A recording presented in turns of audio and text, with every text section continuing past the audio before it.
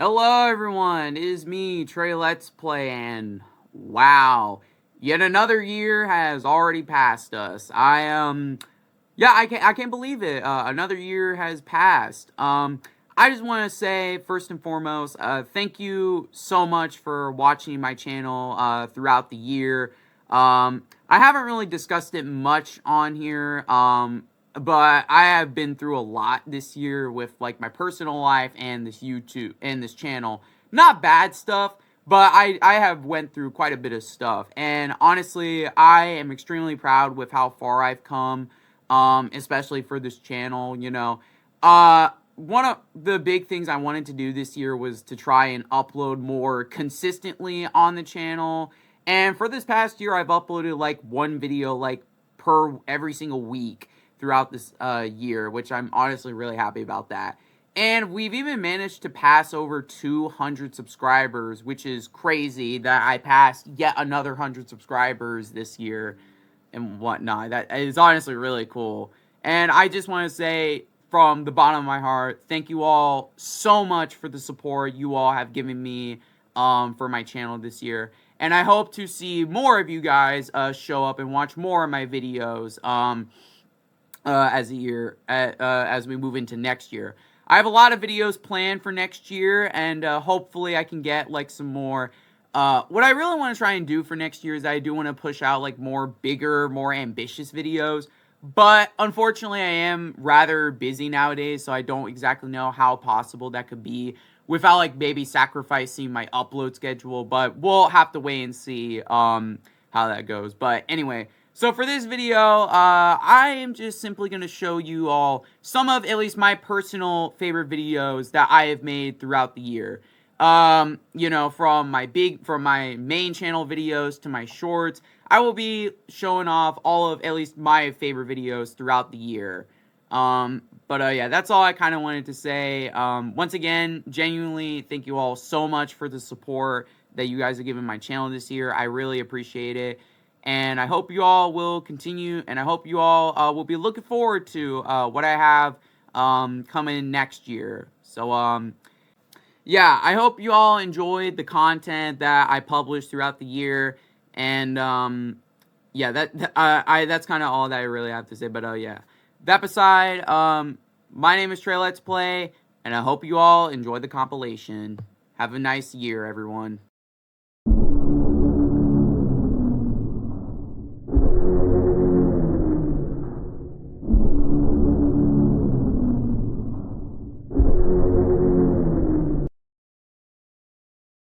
Hey y'all, Scott here, and today we're talking about gacha games. Now, gacha games are something I've been pretty familiar with, as I've played quite a few of them before.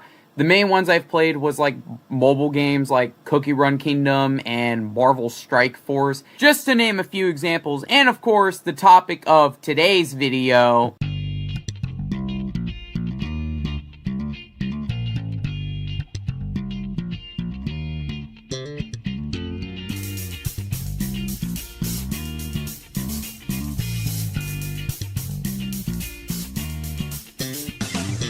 Zenless Zone Zero, a game developed and published by Miho, or Hoyoverse as I call them, which you might know them for games like Genshin Impact or Honkai Star Rail, but probably Genshin Impact is the game most people, or at least most of you all, know them for.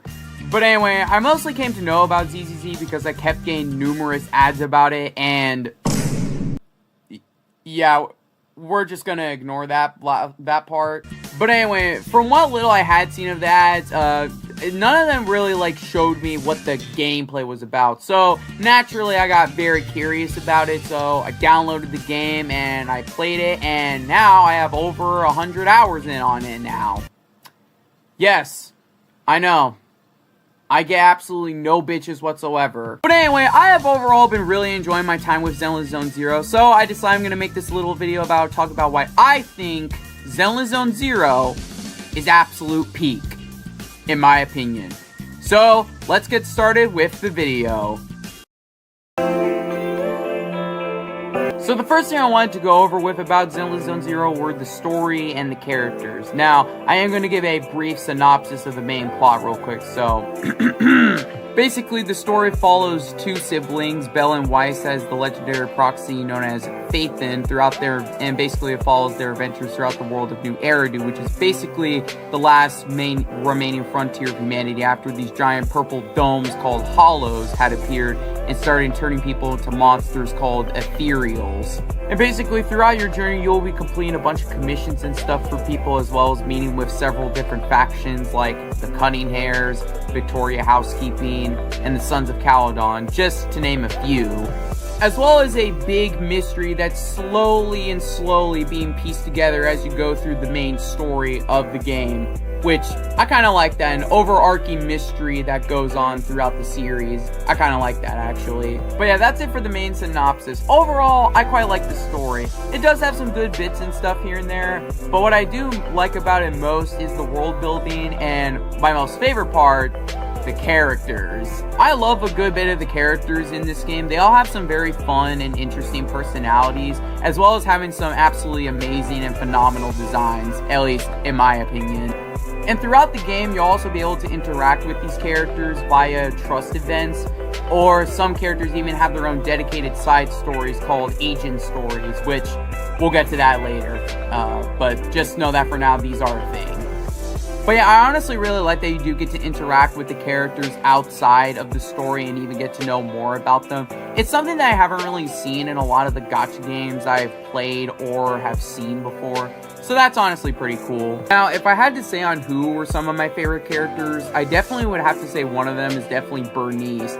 Out of all the members of the Sons of Caledon, she's easily my favorite. I love her personality and the fact that she's a pyromaniac. I also like that a lot. Also, not to mention, she did the fucking Gangnam Style in 2025. Yeah, automatically, she's my favorite. I love Bernice a lot. Another favorite of mine would definitely have to be Hoshimi Miyabi, because, bro, she's literally just Virgil from Devil May Cry. This is power.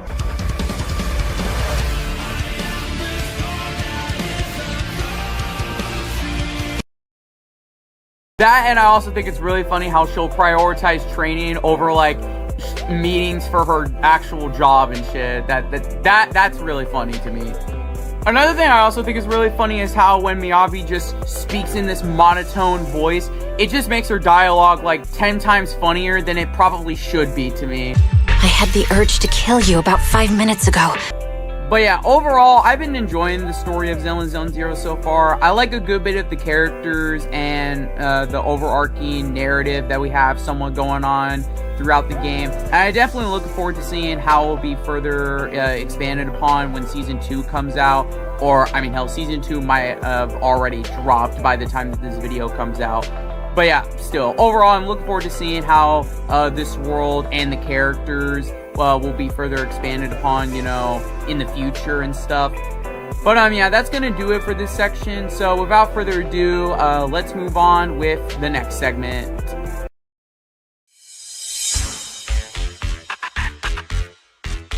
Now, we can finally get into the real meat and bones of this game, the gameplay and the visuals. Now, in terms of gameplay, what actually is Zenless Zone Zero in terms of video game genres? Well, my dear viewers, it is a combination of one of the greatest video game genres ever, a hack and slash game, and also a little bit of a daily life sim game. That, and it just looks cool as hell. Alright, so I'll start with the combat first. Basically, before each mission, you have the option to select 3 different playable agents that you have available to you, as well as a bamboo that you have unlocked as well, which basically just deal additional damage to enemies, right? So basically, you have 5 buttons that do different things. Like, one basically just does the basic light attacks, and then the other one is like a dodge and or dash button, and the other one is a heavy attack and EX attack button, which can only really be used once you have this meter fill up and it glows purple. And then you have this assist button, which allows you to switch between characters, or it could also be used to parry enemy attacks, and it looks cool as hell, honestly. And then last but not least, we have the ultimate button, which allows you to use an ultimate attack, but you only get to use it once you've accumulated 3,000 points, which you'll see the points indicated that you have up here. But yeah, overall, I really like the combat in this game. A lot of the characters for me in this game are very fun to play as. And I do think it might also be the fact that the animation and for the characters as attacks and stuff are just like genuinely sick as hell. And the animations just make it feel so damn good to just like watch. And like I said, it just overall feels good to just like play through and whatnot. Now, outside of the combat segments, we would have what I would like to call the daily life sim segment of the game, where basically you kind of just get to explore new Eridu and just do whatever, like go to the newsstand and read the latest news, or do a little scratch card to like maybe get some extra currency, or you could visit the ramen shop and eat some ramen, or get some coffee, or run the video store that you own, or maybe go to the local arcade, or meet up with some of the agents and stuff. Basically, there's a lot of stuff you can do outside of the combat. But yeah, besides that, there's plenty of stuff you can do outside of the story. Like, I already mentioned the agent stories earlier, which are basically like little extra side stories you get to do to kind of like learn a little bit more about some of the other agents in the world of this game. Which I honestly think that's really cool. Getting to learn more about some of these other characters is pretty neat. Especially when the main story probably doesn't have a whole lot of time for that, you know? But yeah, now there are some stories that are like very lighthearted and wholesome, like Bernice's. But then you have some that are just like very fucking depressing as shit, like Trigger and Harusama's. I don't want to get too much into it, but let's just say, oh my god, bro, the depression hits hard on those ones, man.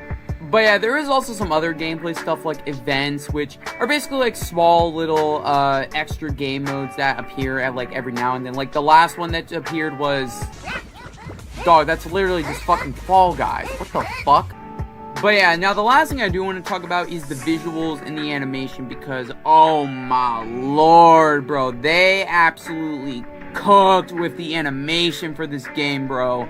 Like, I swear, sometimes the animation feels like I'm watching something by a big, high-budget anime studio, man. Like, bro, how do they cook this hard?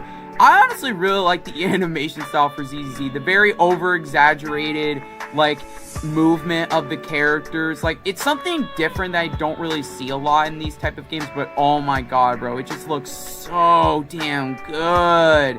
Oh yeah, and the action scenes in this game are absolutely peak, man. Like, bro, they're actually so good. I'm actually crying, bro. It's so damn good. Another part of the visuals that I do like about this game are the still image artwork that you'll see sometimes throughout the game. I really like the depiction and the drawings of it. In my opinion, they look really nice to just kind of look at. I don't really have anything else to say about it outside of I just think they look nice, and that's really about it. But yeah, that's kind of all I have to really say about the gameplay and the visuals. Overall, I think the gameplay is really good. The combat is quite fun. While it is simple, it is still pretty fun in my opinion. And the visuals and the animation for this game are just simply top tier, in my opinion. But yeah, that's really about it. Now, if there were some complaints I did have to say, well, I do have a couple. Number one, the removal of the TV mode was kind of silly, honestly. I kind of missed that. And also, the game can be a little bit grindy at times, but that's unfortunately pretty common in these games, honestly. Although I will say it's not like nearly as bad as like some other ones, or at least from the ones that I've played. But yeah, that's gonna do it for this video. I don't really have anything else to say. Overall, Zenless Zone Zero was a really fun game in my opinion. I liked it. I liked the gameplay and the combat. I liked a good bit of the characters. And yeah, that's kind of really all I have to say about it. But yeah. So yeah, let me know what your guys' thoughts are about this game in the comments. Did you like it? Did you hate it? Let me know, because I'm kind of curious. But yeah, that's gonna be it for this video. I'm Treletsplay, and have a nice night, everyone. Hello everyone, it is me, Treletsplay, and today we're talking about Roblox. Again. Now, as some of you may have seen on my channel, I have made a few videos on certain games on Roblox before. Like, I've made like 4 videos on Pillar Chase 2, and mentioned Forsaken in one of my newer videos. So yeah, Roblox is, well, no stranger to my channel at this point. But yeah, but for a while, these were like the only 2 games I had and would play on Roblox. But recently, I started checking out other games on Roblox, and while that was going on, I got the idea to make this video where I pick out 3 games of my choosing and basically just talk about them. Thus, the video being called Roblox Mania. So yeah, what this video is going to entail is that, like I said, I picked out 3 games I've been playing on Roblox, and I'm basically just going to be talking about them, giving my thoughts and opinions about them. So essentially, this is kind of a multi-review type of video, basically. But yeah, without further ado, let's actually start this video by talking about the first game, which is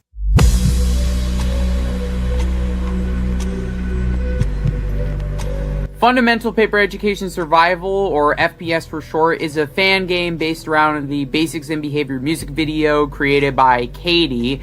And basically, it's a asymmetrical horror game where you play as either the students or the teachers.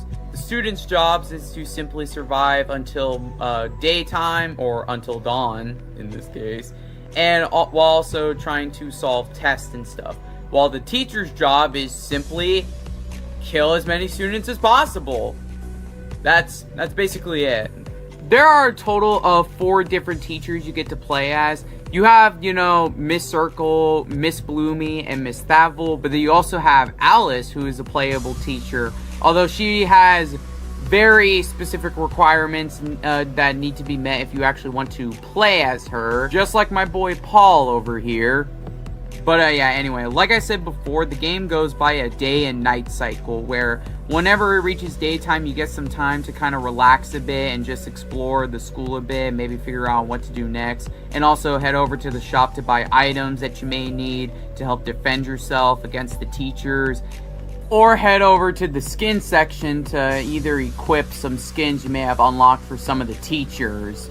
Which, if you want to obtain skins in this game, all you really have to do is just obtain badges, which to get these badges, you basically have to complete like little challenges in order to actually obtain some of the skins. And I will say, some of the skins that are in the game so far are pretty nice looking.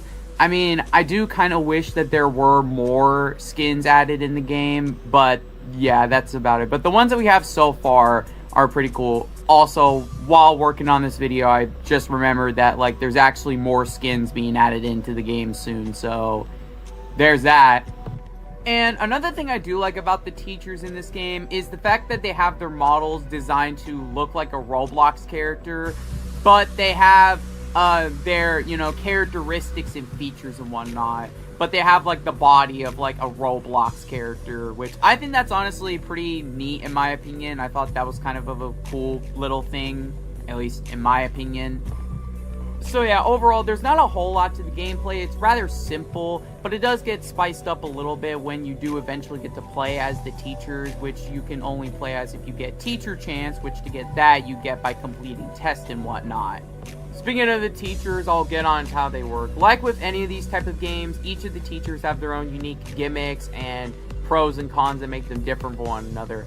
Like Miss Bloomy, for example, is more of a ranged monster where she's able to shoot her her knife hand thing, and basically making her more of a ranged killer. Miss Circle has more long range in her attacks, and also has an ability where she can straight up insta-kill everyone. Miss Thavel is able to launch at people from far distances and also just straight up gnawing at them, basically being instant death right there if you get caught by it. And Alice is not only able to attack the students, but also the teachers as well, and fills up this meter that you see up here. And when the meter gets full, she grows into this much larger form and is able to even block off certain exits and doors, basically making her a much bigger threat to deal with. Pretty neat stuff, honestly. But yeah, overall, FP Survival was honestly a pretty fun game, honestly. A pretty fun fan game based around one animation on YouTube that blew up to massive proportions, to say the least.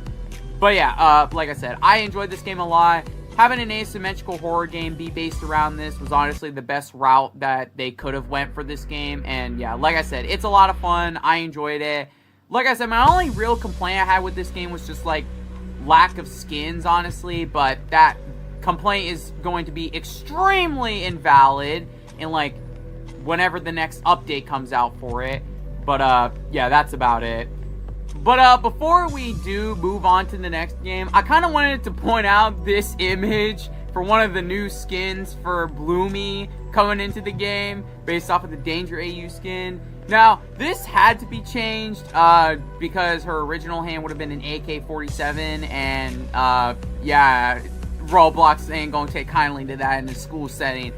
But you know, that handsaw kind of reminds me of someone who said... But anyway, shitty jokes aside, yeah, that's going to be it for FP Survival. So let's move on with the next game, which is...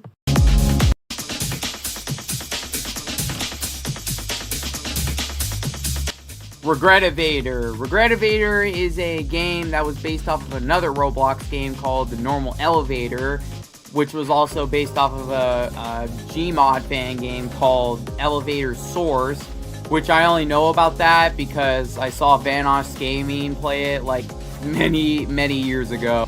Oh, hell no, motherfuckers! So essentially in Regret Evader, you'll go into an elevator and then you'll be dropped down to a different floor, and each floor will have a random assortment of stuff to do in it. And basically, your main goal is just to simply try to make it to as many floors as you possibly can. So it's essentially kind of like a mini-game collection type of game, with a little bit of elements of a roguelike, with, like I already mentioned, seeing how many elevator floors you can reach up to. Now, I was made aware of this game because I saw that BFDI and this game were doing a little collab where there was a BFDI level in the game, and there was a promotional animation made to help promote the collab and stuff. And eventually I got interested to check out the game, and yes, it was mostly because of the BFDI level. Sue me. Huh? My painting! What have you done to my painting? What have you done? What have you done?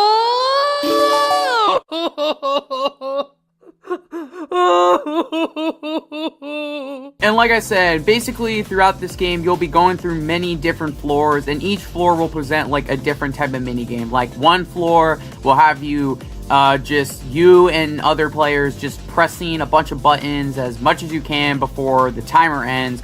Or there's another floor where you have to step on a specific color-coded number, and if you don't stand on that specific number that's shown on the screen, then you fall down to the meat grinder. Or another floor where you're literally in the fucking back rooms capturing entities and shit.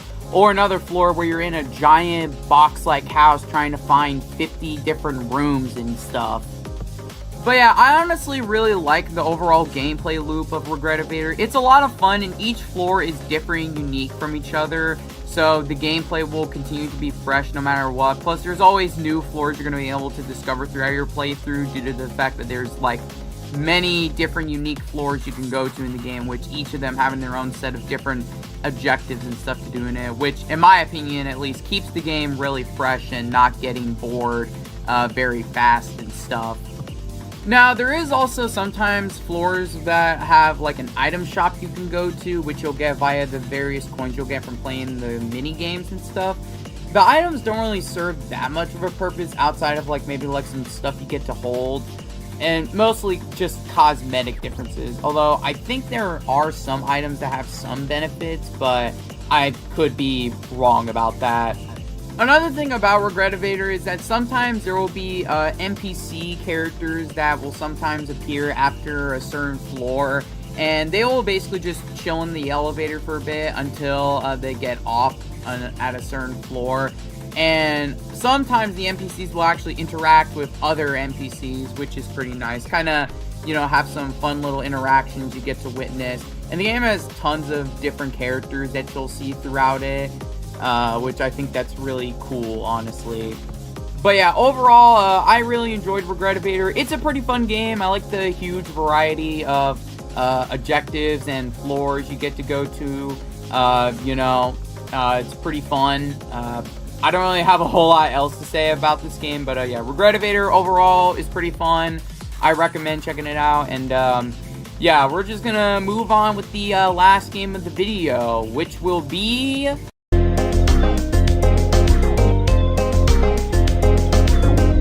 Block Tales is a multiplayer turn-based RPG game where you're going on an adventure To find the sword fight on the heights swords. Yeah, I don't know. It's pretty confusing, honestly. So by yourself or with a party, you're now going on this huge quest through many different locations and fighting all kinds of different enemies and bosses throughout. But yeah, now, as of currently, the game is only a demo at the moment, on its third demo, actually, with a fourth one said to be coming soon, eventually. But so far of what I played of it, yeah, I like it so far. One thing that really did surprise me was the fact that, well, the game genre that it's a part of, a turn-based RPG. I never really expected it to be like that to begin with, but that is one thing I do like automatically so far, is that it is very different from like most other Roblox games, because nowadays most Roblox games are either asymmetrical horror games or battlegrounds games, whatever the fuck that is. Now, I'm not saying that's a bad thing. I'm not trying to say it like that. But it is nice that, you know, we are getting a little bit of some variety here, you know, with a whole-ass RPG game being made in Roblox. That's pretty cool, honestly. But yeah, basically what you'll be doing throughout the game is that you'll be going from one place to another, and your locations and places you need to go to are indicated on top of your screen. And then throughout your journey, you'll be able to like talk to NPCs and stuff and visit all kinds of unique locations. And then you'll also be fighting enemies. And at the end of a stage, you'll fight a boss, and then you'll beat the boss, and then you'll basically just continue onward with your journey and stuff. But yeah, now we can get into the real meat of the game, that being the combat. And the combat is rather simple. Like I said, it's a turn-based RPG. So you basically have access to different cars, which is how you'll be able to use your attacks and stuff, which you can also find throughout the overworld. Basically, you have access to 2 weapons, and I think you may unlock more, but I could be wrong about that. You have a ball and a sword that you'll be able to use, which you can also use in the overworld to, like, hit enemies or grab stuff. But yeah, the gameplay, you know, it's simple, but I enjoyed it quite a bit, you know, and there's plenty of stuff you'll probably unlock throughout the rest of your playthrough. I will admit, I have not even finished Chapter 1 yet. A little embarrassing to admit, but yeah, I am like not even halfway through this game. But besides that, I do enjoy what I've played so far of Block Tales. It's pretty fun. Another thing I do like about this game is that you can either play it by yourself or with a party. That is another thing I do like, because most other Roblox games don't really have like that single player option. Which, I mean, I get it, because like Roblox, you know, has mostly multiplayer aesthetic to it. But I do like that there is a bit of a single player aspect to this game. I like that quite a bit. Another thing I do like about this game are the vibes and the aesthetic. Like, this game gives me a lot of, like, old-school SNES RPG type of games.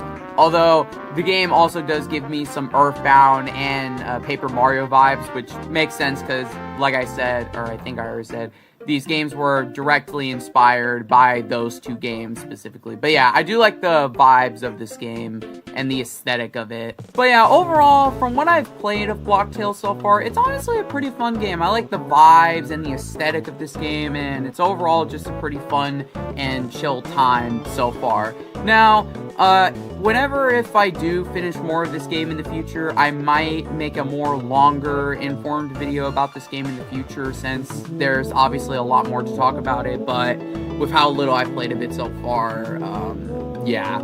But yeah, overall, I've enjoyed Block Tales so far. It's something different that I haven't really seen on the Roblox platform in terms of, like, game variety, and that's honestly quite nice. I definitely look forward to playing more of it, and I'm also interested in future updates of this game.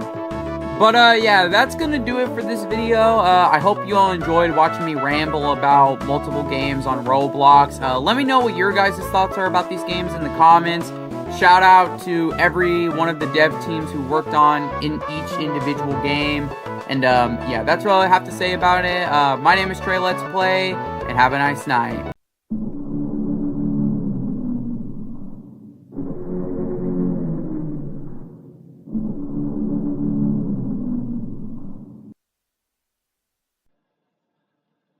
Yes, sir! Here we are! The Noli update is finally here!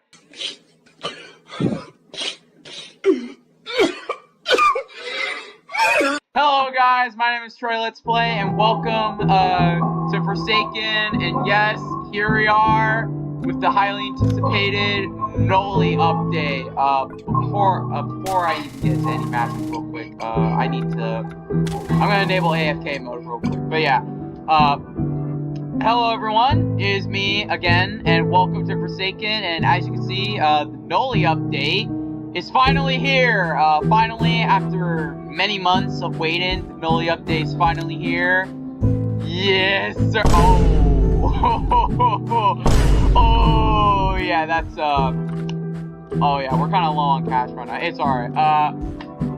Yeah, we'll talk about that in a bit. But yeah, so today, we're gonna be, playing the Noli update, trying out the new killer, as well as going up against the killer in, today's video. So, hope y'all will be looking forward to watching that, but before we actually even get...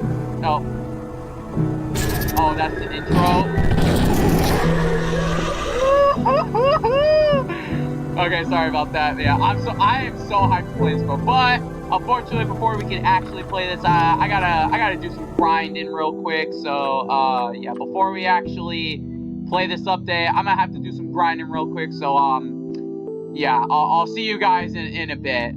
This will be a few minutes, but for you guys, this will be a quick transition. Alright, see y'all in a bit.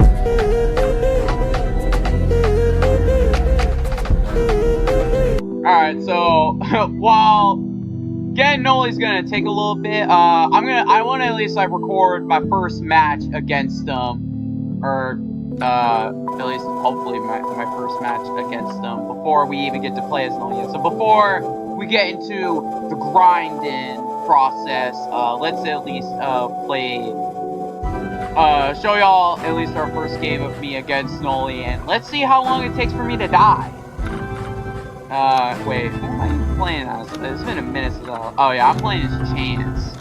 Because, once again, I like gambling. Anyway.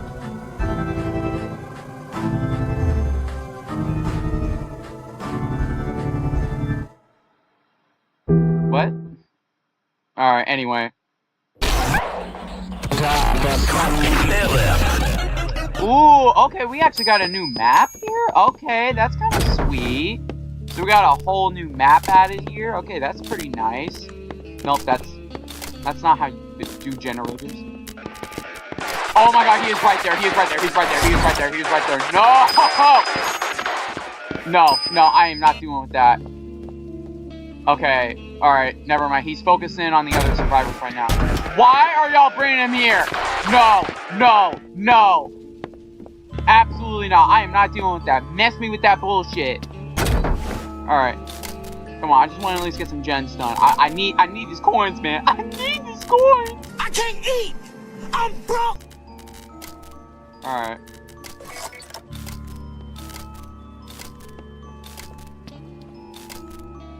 I will say this music is pretty cool though. Very nice, very nice. I like it. Oh, no. Check this out. That motherfucker just yeeted a bomb at me? Hell no, I am not doing this shit. No. Nah, yeah, I'm not handling this disrespect. Nah. Where's that asshole? Where's that purple asshole at? Alright. Bam, yeah, eat that, you fucking dick. Alright, I'm out, I'm dipping, I'm out of here. Oh, shit. I am so dead. Okay. Alright. Where is he? Okay, he is right there. I will say that chase music is pretty cool. That chase music was pretty fire. Okay. What? Move a bit closer. What do you mean? I am right there, you fucking idiot. No, that's terrible. No, that's bad. No, that's also bad. What the fuck? I am so terrible at doing gens.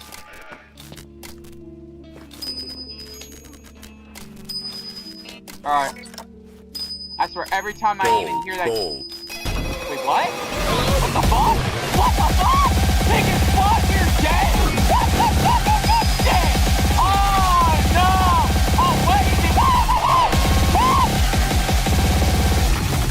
Bro, what?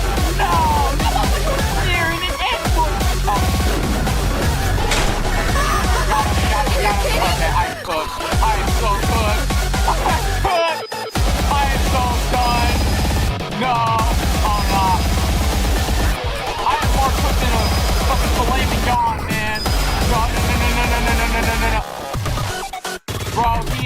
coming for these cheeks, bro.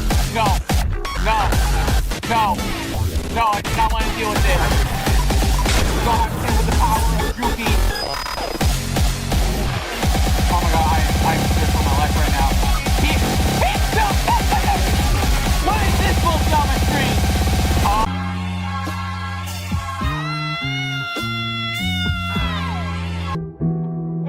Well, I lasted a lot longer than I thought I would.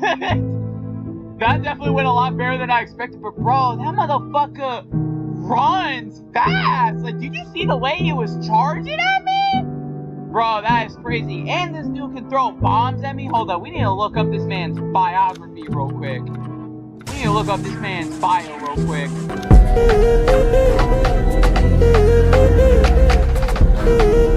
Wait a minute, why are there multiple Zaki_baby9? Why are there so many 7? Why are there so many 007 and 7 in the fucking what?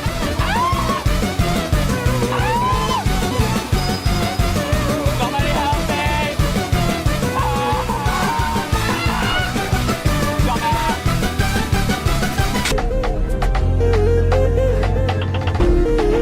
Yes, sir! Yes, sir! After a few minutes of grinding, we got Noli! Yes, sir! Let's check out some of his skins real quick.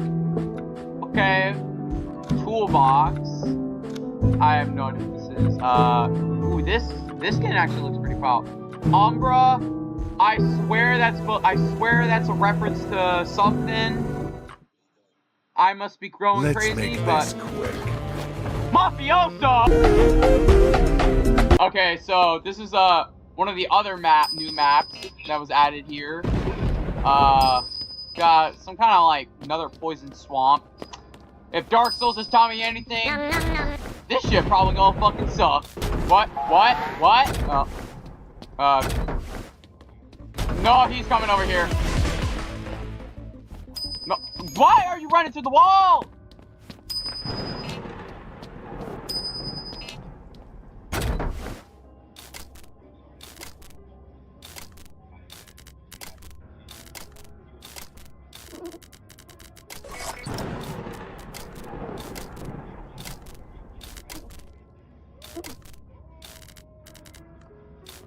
Alright. Don't mess. Oh my god. I am terrible at these gen puzzles, man. Okay. Now I gotta mess with this. There we go. Okay, now we're doing good. I am terrible. I am so bad at gen puzzles.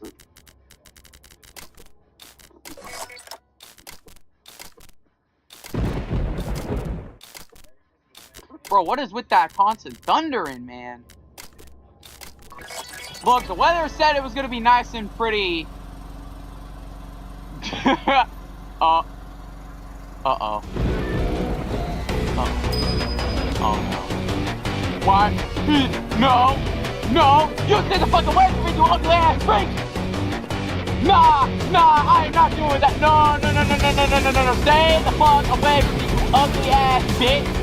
You ugly son of a bitch! Ah! Ah! You are one ugly ass motherfucker. That is the thing only a mother could love. No. Oh, I'm dead. I'm dead. Damn.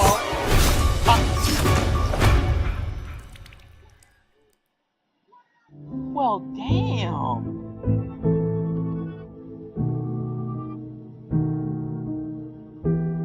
Okay. Yeah,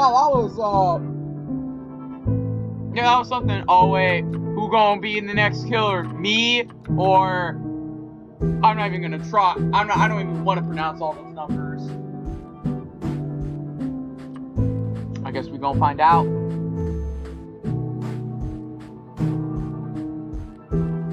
What are these checks? How to get its skin? Hold on. What Jason skin? Oh wait, the next Master Sorry, I better see this real quick. Wait, no, those are just skins I have. Wait, no. Oh. Alright, are we gonna get into our first Dolly match? Yes, sir! Here we go! First match is Dolly! Woo! Look at my boy right here. He looking clean as hell. Alright, let's go kill some people. Alright, I already see. So, you know what we gotta do. God dang! What? Oh, okay, we got him. I was about to say, wait a minute, why didn't it work? But it did. Alright. Yeah. Come on, Gillette. Oh, wait, that's dead. I thought that was Gillette. Wait. I'm going. Oh, wait, that was Void Run. Eat this. Why do you look so awkward?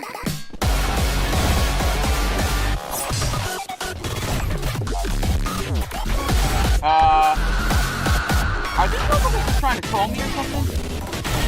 Yeah, not today. Do you actually think you can do me? Okay, Alfred Wesker, I hear you.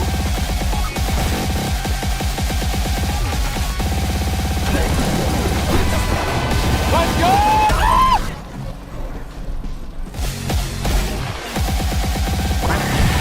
God damn!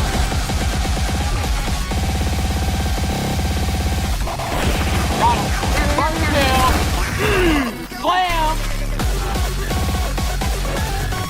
Alright, I really need to do a better job at maintaining my stamina. Nah, get this!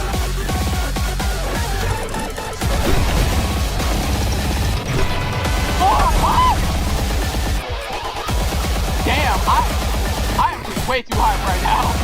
I love this. Yeah, fuck you, Cap. Your bomb sucks. Bro, my game's kind of laggy.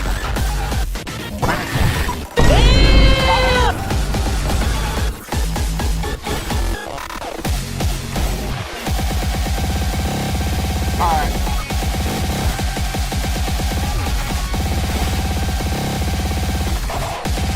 Wait, what? God damn!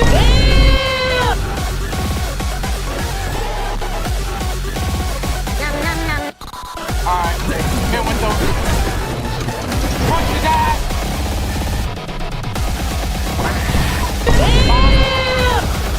Oh, I love that. I just love doing that. Slam! Don't! Oh, I love this killer. I love playing as this guy. Oh wait, this game's laggy. Alright, what does Observant do? Again?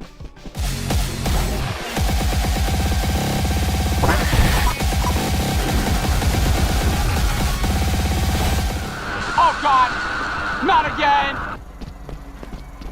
Not these stupid bombs! Oh, big mistake! God! I missed. Oh, now you ain't going. Oh, now you ain't going. Go. Really?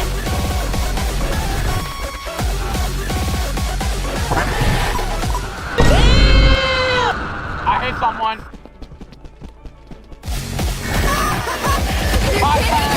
I'm in Elliot.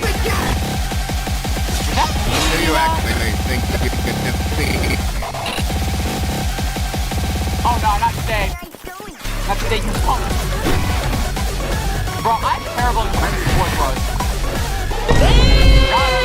I'm terrible at using this bomb, though.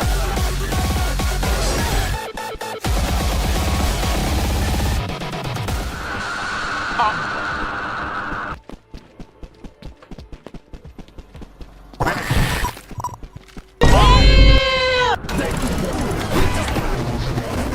Are you serious?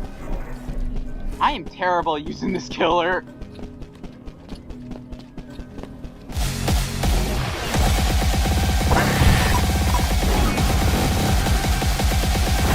Got him! Woo! Damn. Alright.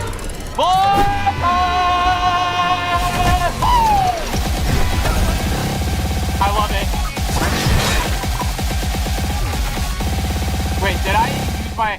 I did not use my bomb. Although I'm about to.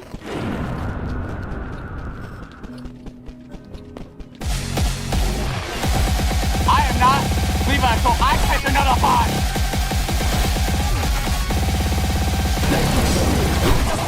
Get that motherfucker! Got him! Damn, I'm crazy!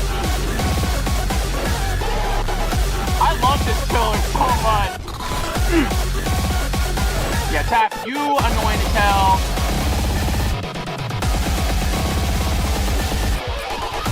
So, goodbye! I missed. No! I will say, this I decided to cancel it, though. By the way, this chase is fun as hell, I can't lie. Yeah, what's good, Treletsky? Better start running! Got it!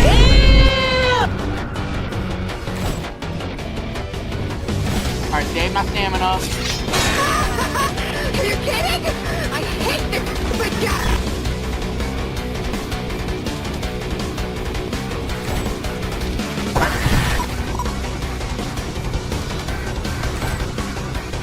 Bro, how come I didn't hit him?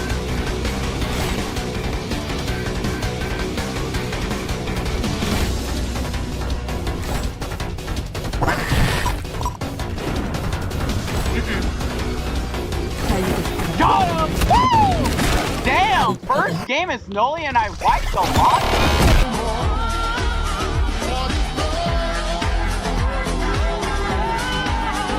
Okay, that was cool. That was really cool, man. Okay, yeah, Noli's really fun. I like playing this guy so far. He's a lot of fun so far. But, yeah. But yeah, we got to play as Noli. Really sick. Hold up. I think I'm actually, do I want it? Nah, I think we could probably, I think I might actually end this off, because I've been playing this for a while. But, yeah, so, that was the Noli update, so far.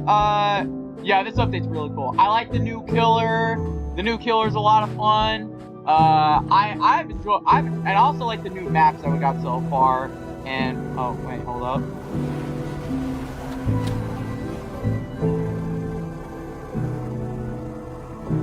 But yeah, so far this update was really cool. I like it. I like the new killer. He's a lot of fun to play as so far. I know this was like my first match as him, but yeah. But yeah, I like this update so far. I had a lot of fun with it so far. It's good that we finally got a new killer added in this game, because, like, seriously, it took us 6 months to get to this point. I mean, I get it, like, a lot, from what I know or recall, a lot of stuff happened behind the scenes that just kind of delayed Noli's development, so I understand that. But yeah, still, it's really cool that we finally got our first new killer in Forsaken. And yeah, Noli's a lot of fun so far. I also do like that we got some new stuff for already existing killers. Like, we got a new outro for 1X and Cool Kid. We also got some new skins, but, you know, that's pretty typical. But yeah, we did get some new skins for the already existing killers, so that's pretty cool. Oh god, oh yeah, this one looks ugly as shit. But yeah, were there new emotes added in too? I'd imagine there probably were some, but I probably don't know, because I rarely look at the emotes. I barely even look at the emotes, but yeah. But yeah, hope you guys enjoyed this little short gameplay video on the Noli update. I might nab some more Noli footage before I end this video off. But yeah, if you guys enjoyed the video, please leave a like and comment, subscribe if you want to see more Let Epic content. My content's not really that great, but still, if you want to see more of my content in the future, then yeah, subscribe. And yeah, but if you guys have played the Noli update yourself yet, what are your guys' thoughts on it? Do you like the new killer? Do you hate him? Let me know what your guys' thoughts are about it in the comments. But anyway, that's gonna do it for this video. I'm Treletsplay, and have a nice night, everyone. Hello, everyone. My name is Treletsplay, and welcome back to another episode of Trelets Ramble. For those that don't know, this is basically a little series that I made where I basically just kind of just get to talk about whatever I want, whenever I want, you know, whatever thoughts are in my head, you know, that type of stuff. So, yeah.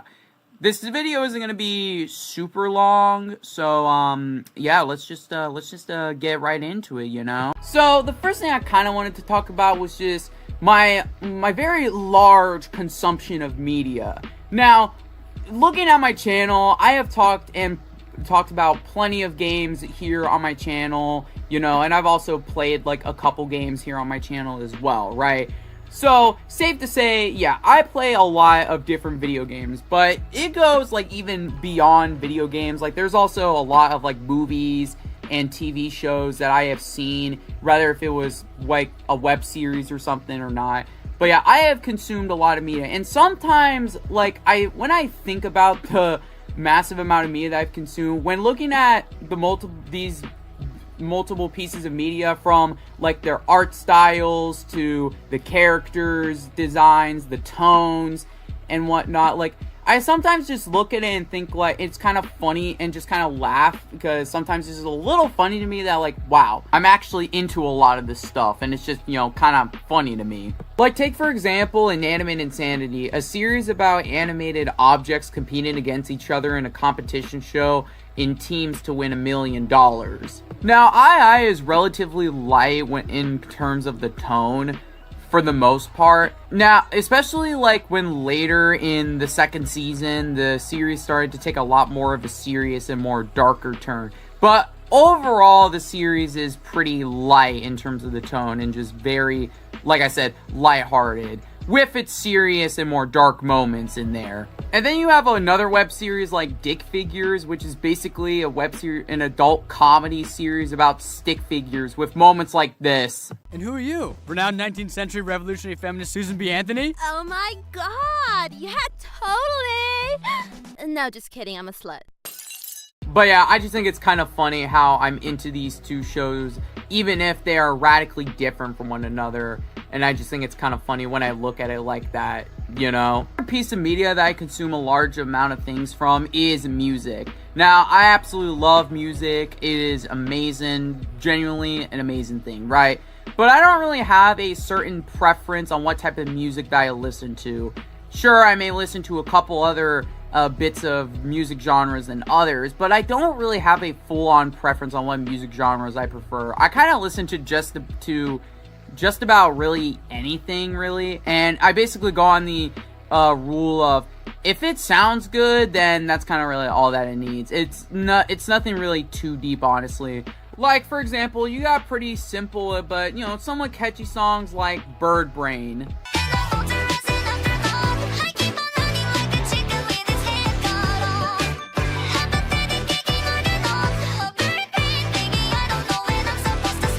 Or absolute lyrical masterpieces that make me ascend to the heavens, like Luke Goji's Shucks cover. I'm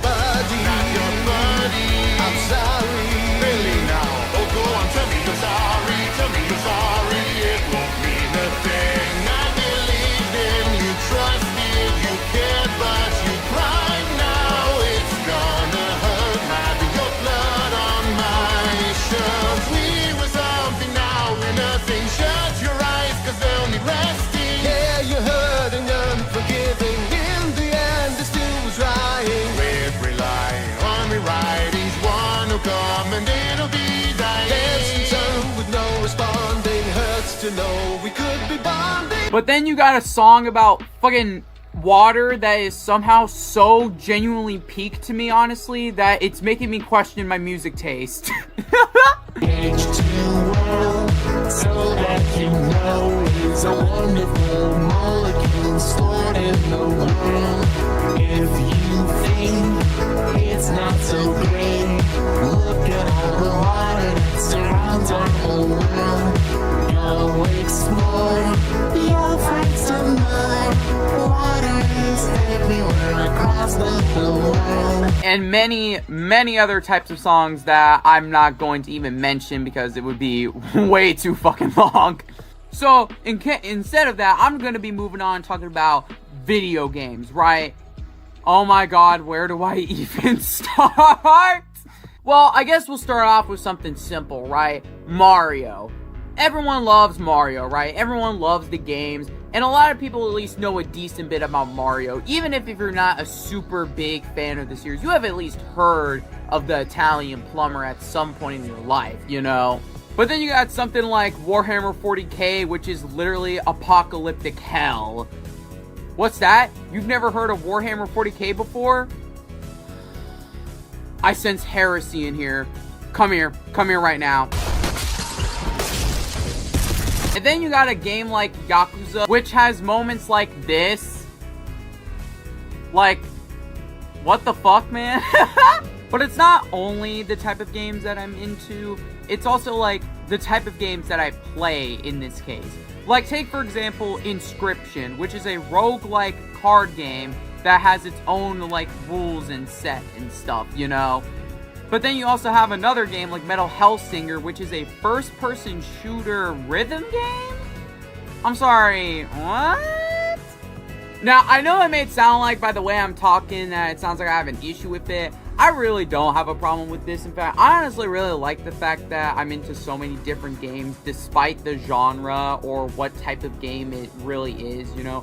I think it's really neat, honestly, that there are so many unique variety of games out there. Hell, there's probably some I haven't even mentioned in this video, or some I have never heard of before, you know? And I think that's just kind of cool, honestly.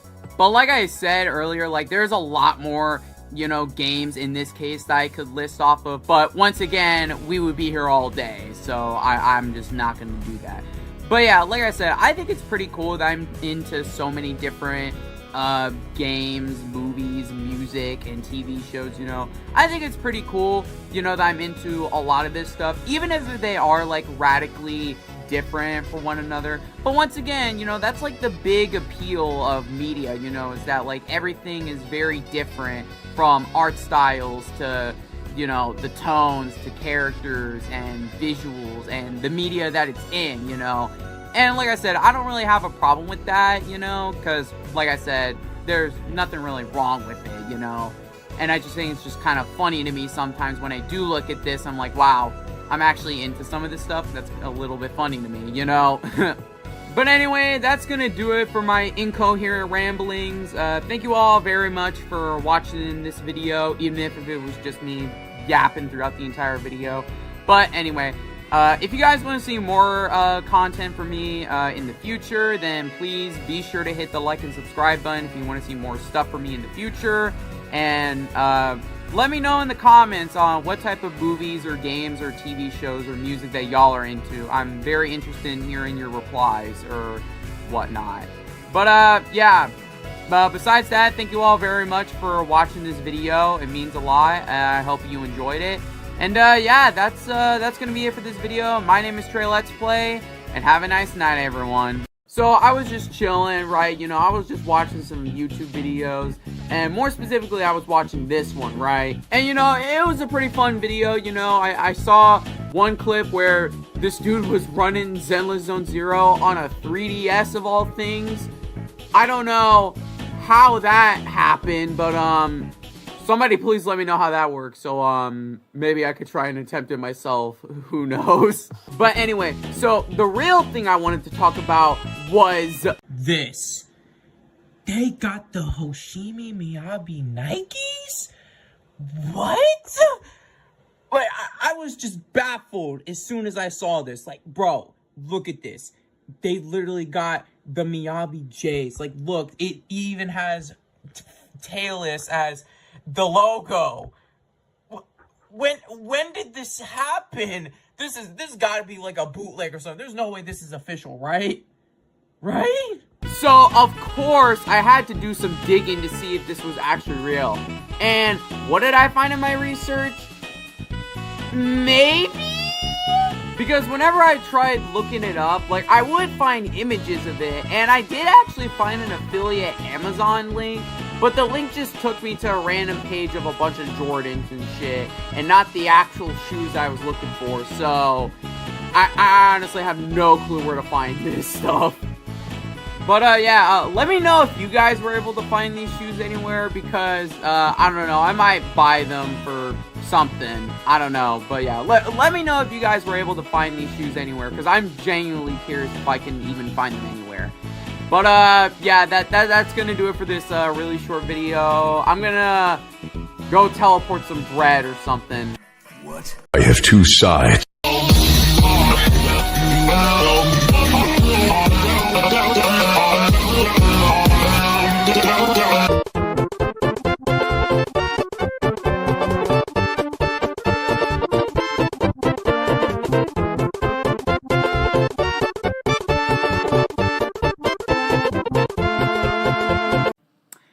Hey guys, this is future me editing this video, but I kind of forgot to talk about this earlier, so I kind of want to get this out real quick. So, for those that may not know, this mod, the mod that I'm talking about, Flavor Rave, was actually canceled earlier this year because there was some controversy that happened with someone behind the scenes and stuff, and I just want to, you know, talk about that real quick and just set the record that I do not support or condone the actions that that person has made or done, and any of their songs I have talked about in this video with any sort of compliment, I am just separating the art from the artist in that case, because once again, I do not support what they have done, you know.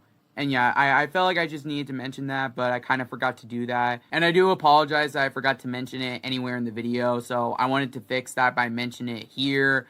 But yeah, that is all I'm really going to say about it in this video. Oh yeah, and of course, this video will also contain flashing lights and stuff that might cause an epilepsy. So if any of that stuff affects you in any type of way, then I recommend clicking off the video for your safety. Anyway, thank you all for listening to this, and enjoy the video. Hello everyone, it is me, Treletsplays, and man, it's been a while since I did one of these, huh? But anyway, today I wanted to talk about a mod that I personally really enjoyed, and in my opinion is one of my favorites, but unfortunately it has not really gotten a lot of traction at all. And I wanted to change that by putting some more eyes on this. Hopefully that this video could bring, maybe. But anyway, let's talk about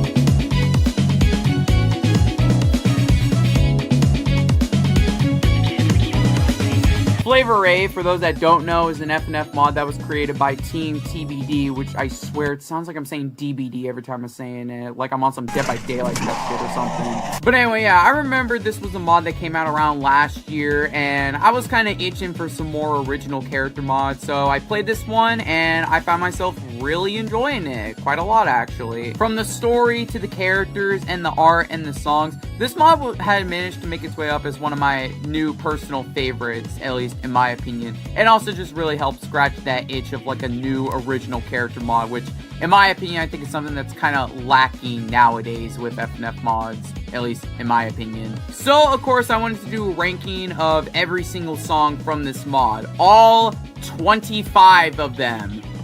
Yeah, I'm gonna be honest, I'm a little bit intimidated by the amount of songs I have to talk about for this video, but hopefully it ends well for me, but we'll have to wait and see. Now, before we actually get in on the ranking, there's a couple things I gotta, you know, talk about first real quick. Number one, I'm gonna be doing this ranking a little bit differently. Unlike the Step Right Up Adventure Isle ranking where I ranked every song from worst to best, I'm gonna be ranking every song in here with a tier list format, where I'm basically gonna be going down from the order that you play the songs in from the free play menu, and then I'm gonna be, you know, giving my thoughts and opinions about them like usual. But then at the end of each section, I'll put them somewhere on the tier list. And yeah, that's about it. And of course, these are just my opinions at the end of the day of what I think of each song. So please, let's be respectful about each other's opinions in the comments. Alright? I think that's all I have to say. So without further ado, let's get on with the ranking.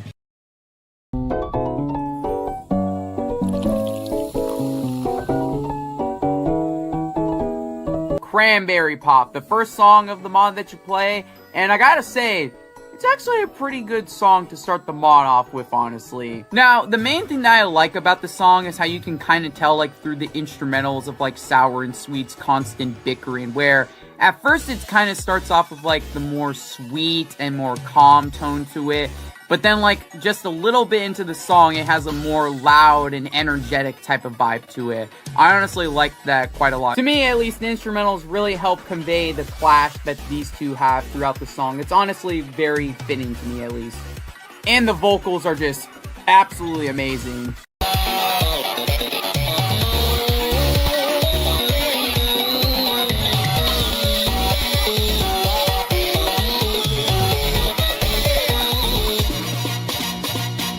But yeah, the overall conflict with the two throughout the song was honestly quite fun to just see and stuff. And another thing I did like about the song was the colors in the background, and how when the two would sing, the colors would basically be like, seem like they're like clashing with each other, and I just kind of like that. Oh yeah, and the instrumentals, like I said, are just fucking amazing. But yeah, that's kind of really all I have to say about the song. Overall, this was a pretty solid song to start the mod off with, in my opinion. It's pretty good. So, for the overall ranking, I'm going to put this in A tier. Like I said, pretty good song to start the mod off with. So, without further ado, let's move on with the next one.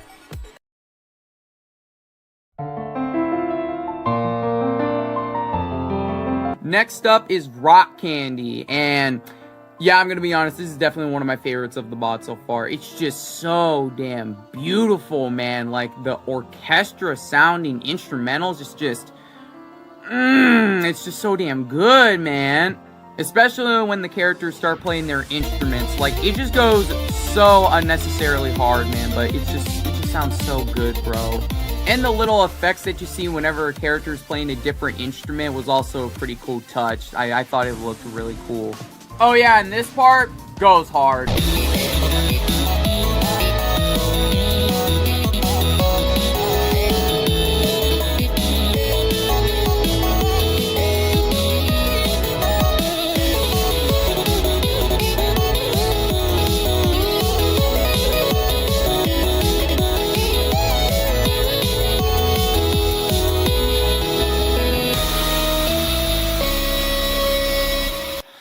It's beautiful enough to make a grown man cry. But yeah, peak song, S tier, no questions.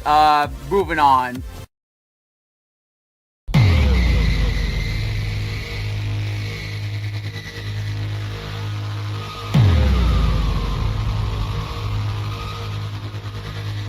Time Shock.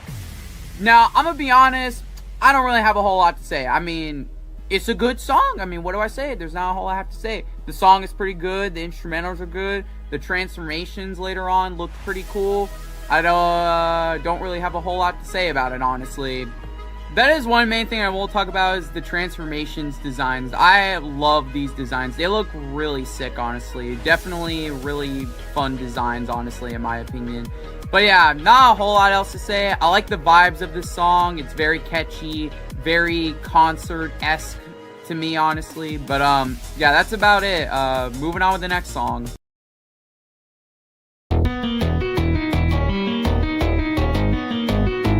Next up, Rainbow Sorbet. More like okay, I will admit that joke was pretty bad. I'm sorry. But anyway, yeah, Rainbow Sorbet is nothing more but a simple but short, sweet type of song, you know? That's kind of really all that I have to say about it. It's a short but sweet song, you know? It's a fine enough song, in my opinion. I will admit, it's not one of my favorites from the OST, but it's not a terrible song, in my opinion. I do think the song does turn up a little bit more at the near end of the song, but that's just me, honestly. I will say the instrumental is pretty good, but yeah, that's kind of really all I have to say about this song.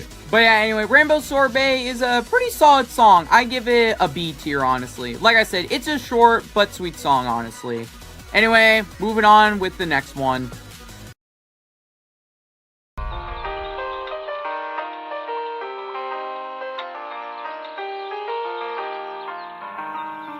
Next up, Sugarcoat, and I just like this song. It's very, very nice.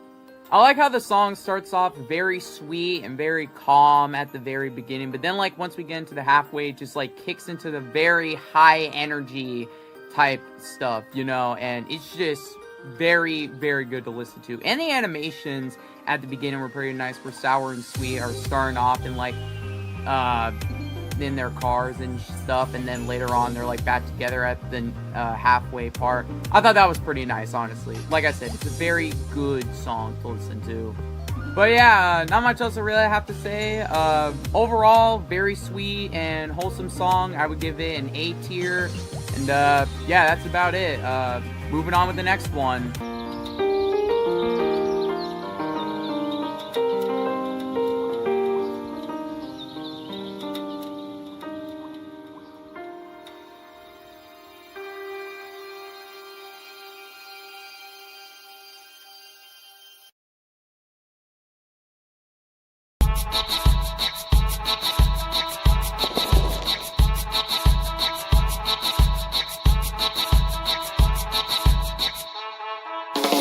Next up, Treletsplays. Now, I will admit, I didn't really mess with the song when I first listened to it, but I will say, though, it has kind of grown on me a little bit the more I listen to it. It's not my favorite, per se, but I still like the song.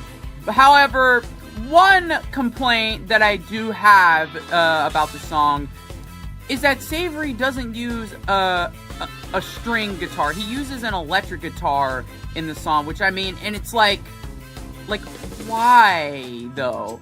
Like, with the vibes that they were going for with the song, I was kind of more expecting him to play like a string guitar that, you know, wasn't an electric guitar or anything like that. I mean, it's still good, but it's like, I don't know, I feel like it would have made it so much better if it was just like not an electric guitar, at least in my opinion. But yeah, nitpick aside, the song is still, like, pretty good. The instrumental definitely carry it for me, as it's just a major vibe throughout the entire time.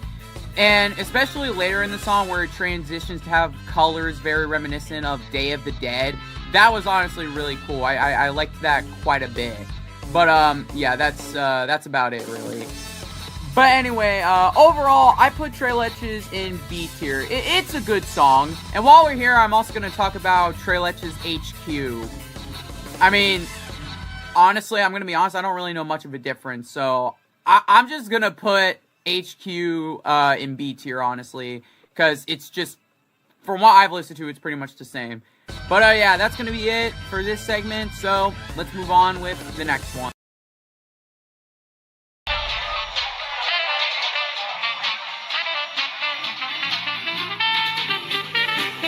Next up is Apple Bottom. Did I just seriously say Apple Bottom? I'm sorry, Cold. Apple Wood is a song I mess with quite heavily. I mean, I am a jazz lover. I like jazz, okay? I mean, my favorite Sugary Spire soundtrack was Lost Chocolate. Actually, you know what? Play that shit real quick.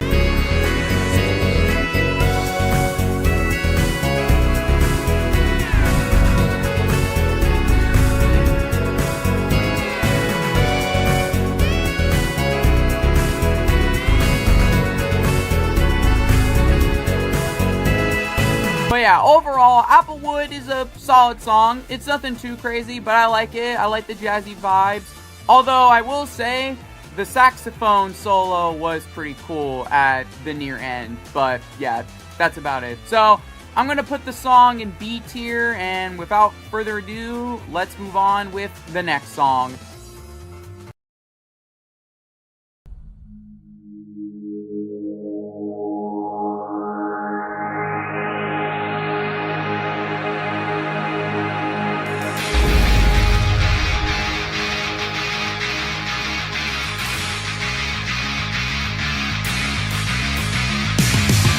Caramelize. Yeah, this song is really good, honestly. The intensity throughout the entire song is just so addicting to just listen to. I don't really know how to explain it, but the vibes it just gives and just how it just sounds, it's just so addicting to listen to, man. I don't know. I just really like how the song starts off very intense and fast, but then like a little bit, it's just kind of slows down a little bit. But then, like, after a short bit, it just kicks it automatically into high gear when Sweet and Spicy start playing their instruments, and it just, like, goes full speed ahead, and I just think that's really nice. Also, I really like the new sprites and animations that they added in for this segment in the new update. I think they look really good and well animated, honestly. I thought that was pretty cool. But yeah, I'm sorry, but I gotta play this. I'm sorry, it's just so good.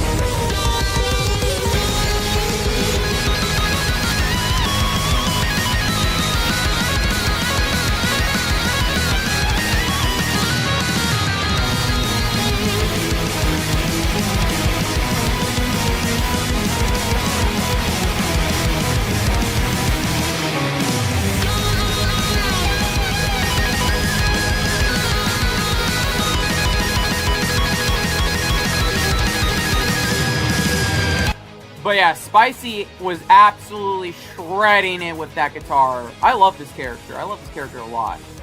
But yeah, song is absolute peak. I'm putting this in S tier. It's just so good, man. Like, there's nothing else I really have to say. So, let's move on with the next song. Locked and loaded.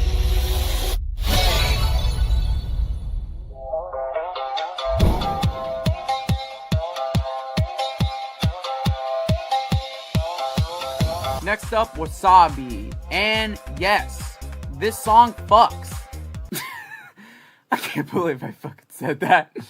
But yeah, this song is actually really good. The Japanese style that they went for this song is just, it's perfect. Perfect. Another thing I liked about the song were the unique visuals throughout, like when Smokey turned into the fucking smoke monster from Lost. And then later in the song with this whole black and white scene. Like, oh my god, it looks so beautiful. It looks so good. Oh yeah, and the instrument that Smokey plays, the shamisen, sounds really fucking good in this song. That's kind of all I have to say. But yeah, overall, Wasabi is a pretty good Japanese style song. I like with it. I mess with it. A tier. Anyway, moving on with the next one.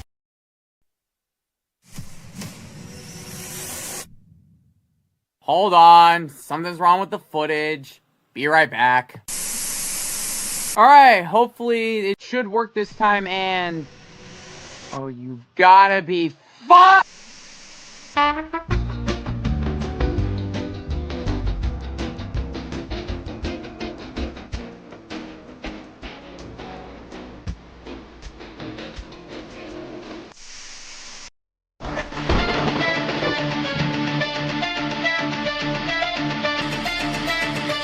Alright, after many technical difficulties, here we are with Flavorscape, the first finale song of the mod.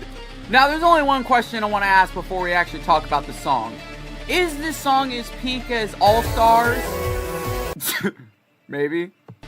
But yeah, jokes aside, Flavorscape is a really good song. It definitely does give off the vibes of a finale, at least to me. It has great pacing, the intensity is nice and what have you, and the instrumentals are just, they're kick-ass to just listen to. And the vocals throughout are just, they're beautiful. But also the transformation designs for Spicy and Smokey later on also look really cool. I think Spicy honestly has like my favorite transformation design, honestly. It just looks really sick with the flaming hair and whatnot. But yeah, honestly, like, if this song was actually the finale of the mod, I honestly wouldn't have minded it. I think the song is a pretty good way to kind of, you know, end off the mod, at least in my opinion. But of course, there is still more after this. But still, I wouldn't have been too upset if this was the song to end the mod off with, honestly. But yeah, another thing I did like about Flavorscape was this part where they had like this whole wavy thing going on. I thought it looked pretty cool, honestly. But yeah, overall, I don't really have much else to say about Flavorscape. Overall, it's a really good song. I'm gonna put this in A tier, and yeah, that's about it. Overall, great song. Great sort of semi-finale song. But anyway, let's move on with the next song.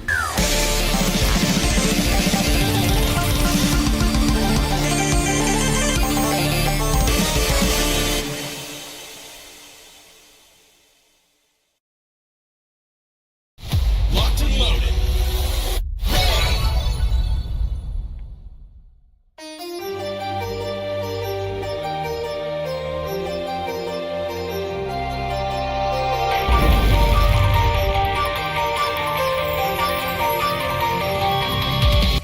Next up, Ignitus. Yeah, Ignitus is really cool, honestly. It's a pretty cool song between Smokey and Spicy, honestly. I don't really have a ton to say about the song, but what I will say is that the instrumentals are good, like always, and it has great, intense pacing throughout the entire song, which I like quite a bit.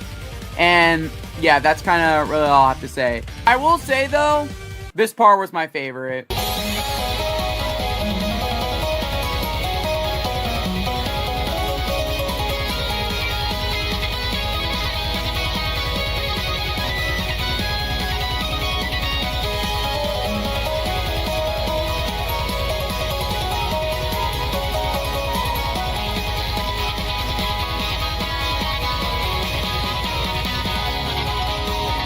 But yeah, not much else to say. Really good song, so I'm just gonna put this in A tier. And yeah, without further ado, let's move on with the next one.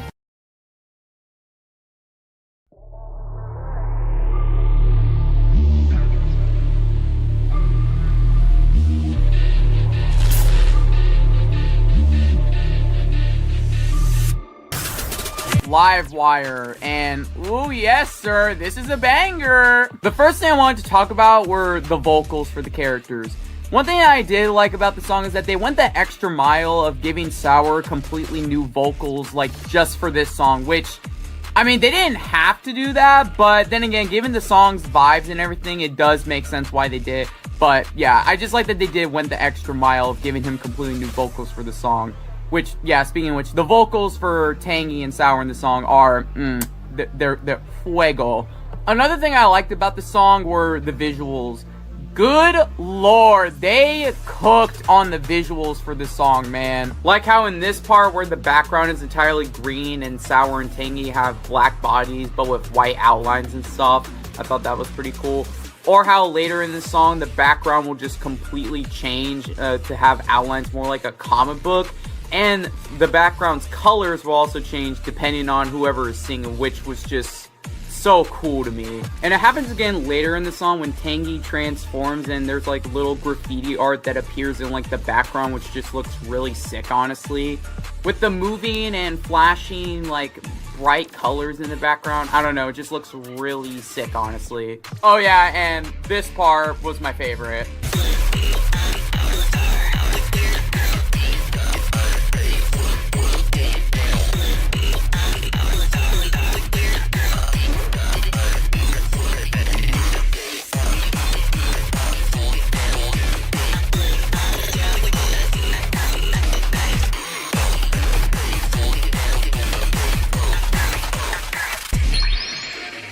But yeah, overall, Livewire is really good, honestly. I like it a lot. The overall vibes and style of this song were just really good, honestly. I don't really have much else to say aside from that.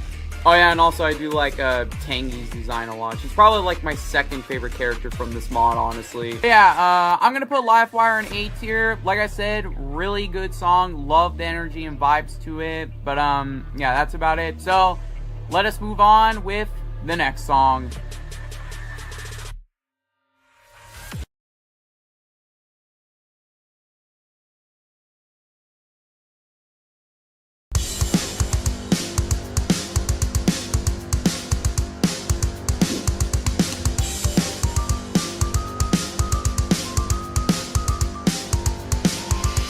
Ladies and gentlemen, do what you want, cause a pirate is free. You are a pirate. Yar, man, I love doing this so much. But anyway, we're here with Lodestar Shanty, and yeah, I love the song a lot. I mean, a full lyrical song sung by Juno Songs himself, and it has pirates in it. I mean, what's not to love, right? But yeah, Juno absolutely killed it as Salty in this song. That's the main thing I really like about this song is just the singing. It's just pretty good. Combine that and I thought the lyrics were pretty good as well. Yeah, it's just, like I said, I just like the song overall. But then again, this is coming from me, who listens to like a gajillion Shucks remixes, so I mean, what do I know, right? That and Salty and Sour killing it with their instruments in this song. But then again, I mean, the instruments all throughout this mod are really good, so that's not really saying much. That and the visuals and events throughout this song were also pretty good too, and wait a minute. Is that DJ Halliboo?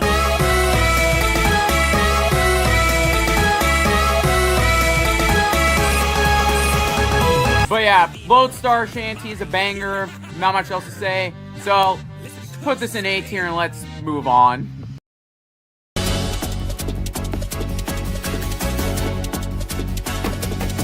Alright, next up, Cara Loca.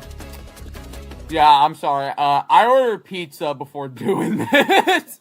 But anyway, yeah, I apologize for that. But anyway, here we are with Cara Loca. And, woo, man, this song is a huge improvement over Treletsplays. It's just so damn good, bro. The first thing that I like about the song is that how it kind of gives me the vibes of like it's an old Western movie. Well, with how the entire song is with Sour and Savory just running on a train.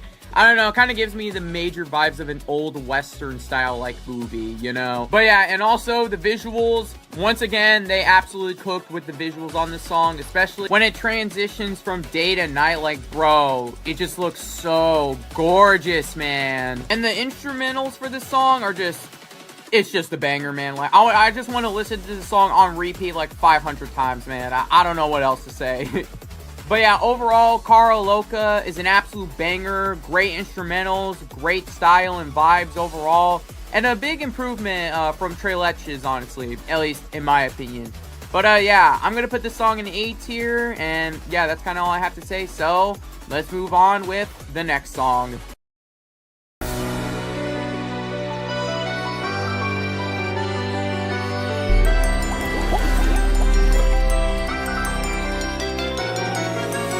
Stirring, and this song is most exquisite, if I do say so myself.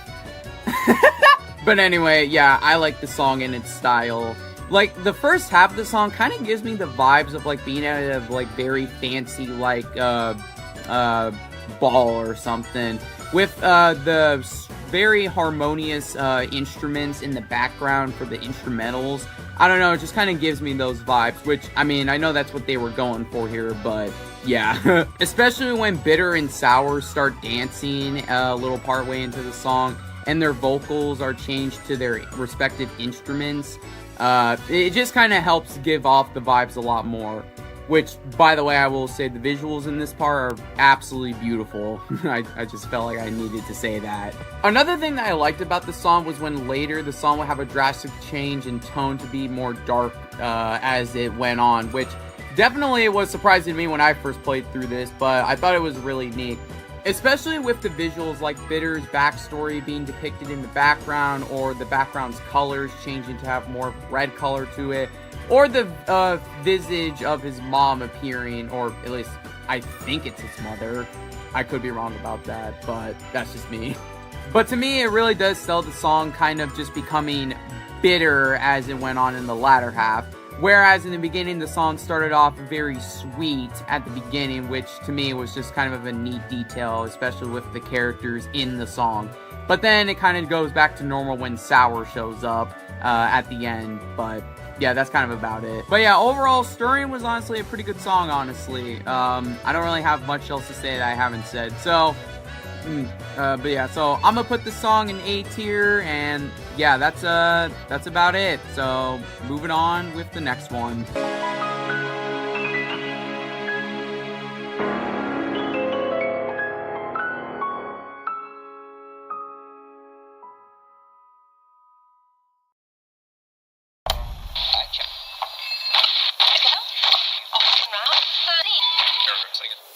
And here we are with the collab songs now. Starting things off with Mega Hearts, the collab song with Versus Rika, and oh my god, it's so fucking good. Yeah, this is my favorite song on the mod, okay? I love it so much. Like, it's so upbeat and catchy that it's just addicting to just listen to, man. Like, come on. Especially the vocals in this song, like, they're just so good, especially Rika's vocals. Now, despite the fact that I haven't played the mod that she was from, at least when I played this mod, but man, her vocals are really good in this song. And the visuals in the song, like the little TV animations for the characters, and the art style change later in the song, like, it's so peak, man. It brings a tear to my eyes. But yeah, this song is really, really good. In my opinion, it's my favorite from the mod, honestly. There's not much else I really have to say besides that. So I'm just gonna play this part before I end things off.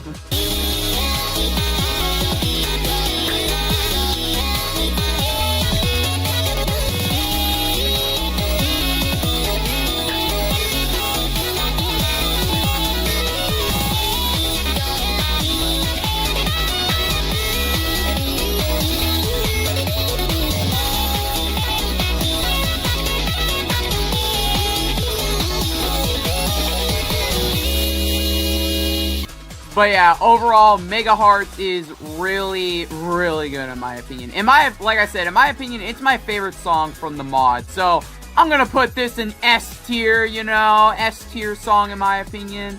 But yeah, that's about it. So let's move on.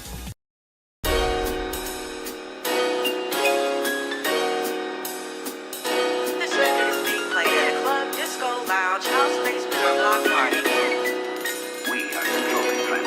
Yes, sir. Here we are with the Hotline 024 collab with Emanation Station. And yep, it's a banger. I mean, what else do I need to say? Well, I'll start with the fact that I really like how chill the song is. Like, compared to the other songs, the song is relatively chill with how it sounds and how it is, you know? But yeah, just a very chill and relaxing kind of song, you know? And I do like that quite a lot, honestly. Another thing I like is when later in the song, Niku starts replicating her vocals to other characters from previous Team TBD mods, like Monica from DD Takeover, or Yuri from the Bad Ending one, and oh my god, it's that one guy who got killed by a thwomp! Nah, but I'm gonna be for real though. I had no idea that these guys made an Infinite mod. I had no idea about it up until this mod. But also later in the song again, when Niku starts replicating Umami's saxophone, which once again I thought was pretty cool. But yeah, that's kind of really all I have to say about the song. So overall, Imitation Station is, yeah, another pretty good song. Like I said, very chill and relaxing, and I liked the references to other mods that this team made that was thrown in here. But yeah, so I'm gonna throw this in A tier, and yeah, so let's move on.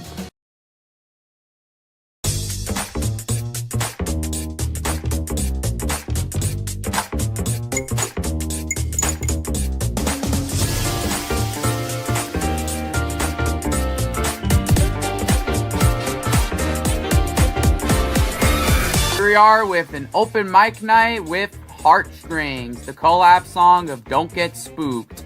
Now, I actually did play this mod, but I'm gonna be honest, I thought the mod was kind of mid, honestly. No offense to anyone that does like the mod. If you like it, that's great. Personally, for me, I just didn't really care for it. I just didn't. Like, the visuals and the artwork were good, but from what I had played so far, because I didn't actually finish it, because I was just that bored of playing it, the songs were just pretty weak, honestly, from what I had played at least. But I'm more than willing to give it a second shot in the future, though, so there's that. But yeah, besides my thoughts on the mod, the song is actually really good here. Like, but then again, most of the collab songs are really good, so that's not really saying much. But yeah, besides that, the song is very fancy, very jazzy, and I like that. I like that a lot. Also, holy fuck, Daisy's design in the song is so adorable. I love it. And I also like the new outfits that Sweet and Sour get in the song too. Also, the other ghost appearing later in the song was also a nice touch as well. But yeah, Heartstrings is just overall a very catchy and very jazzy song, and I like it quite a lot. Also, the instrument gimmick in this song goes hard.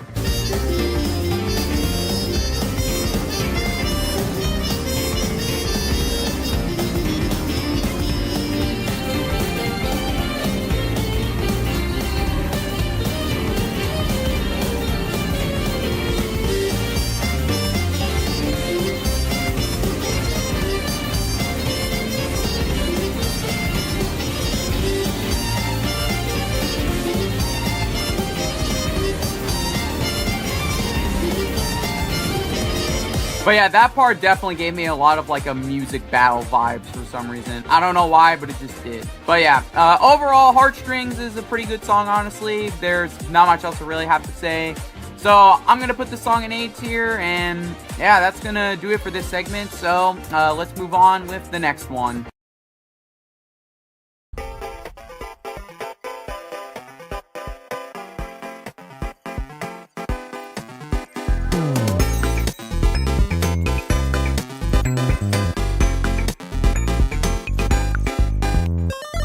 Next up, Game Jam, the collab song with the FNF mod Troubleshooting, and bro, this song is absolute peak, man. The synthetic sounds and bit crushing in the instrumentals just make the song so addicting and catchy to listen to, man. And I absolutely love the vocals for Torrent and Nitro, man. They're so good, man. They're easily some of the best vocals I've heard in FNF, honestly. Also, the song gives me major vibe to like an old school, like 80s sounding type of song, especially later in the song when Sweet and Sour get taken into the computer and they get these like 80s looking outfits that look pretty cool, and the background has this sort of like 80s synthetic wave look to it, which I think is really, really sweet, honestly. Oh yeah, and this part goes really hard.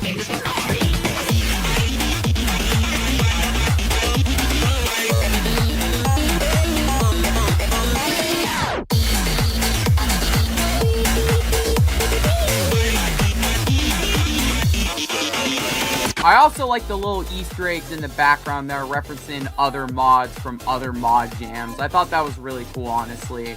But yeah, I don't really have much else to say, so yeah. Overall, Game Jam is really good, honestly. I would easily say it's my second favorite out of the collab songs in the mod. I really like the 80s style and vibes that they kind of went for here. But yeah, that's really all I have to say. So yeah, I'm gonna put Game Jam in S tier. It's so good. I love it a lot. But anyway, moving on with the next song.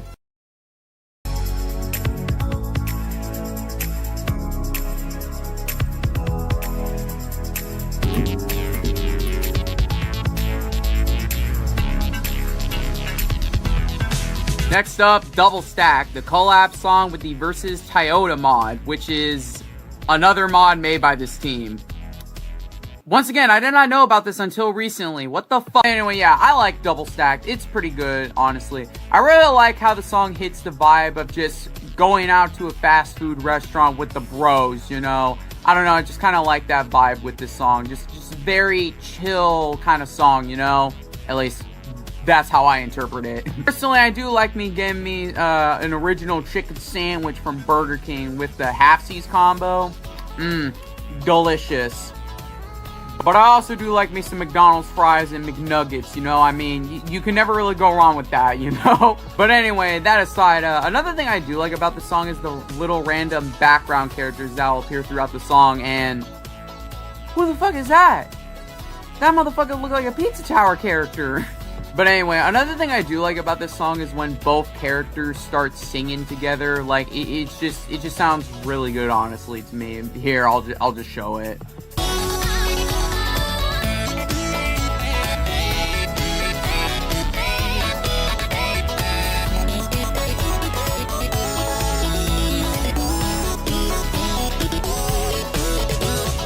But yeah, to me, the song just has a lot of great energy to it overall. And yeah, that's kind of really all I have to say. I don't have much else to say about the song, so yeah. So I'm going to put it in B tier. Like I said, it's a good song. Not much else to really say. So moving on with the next one.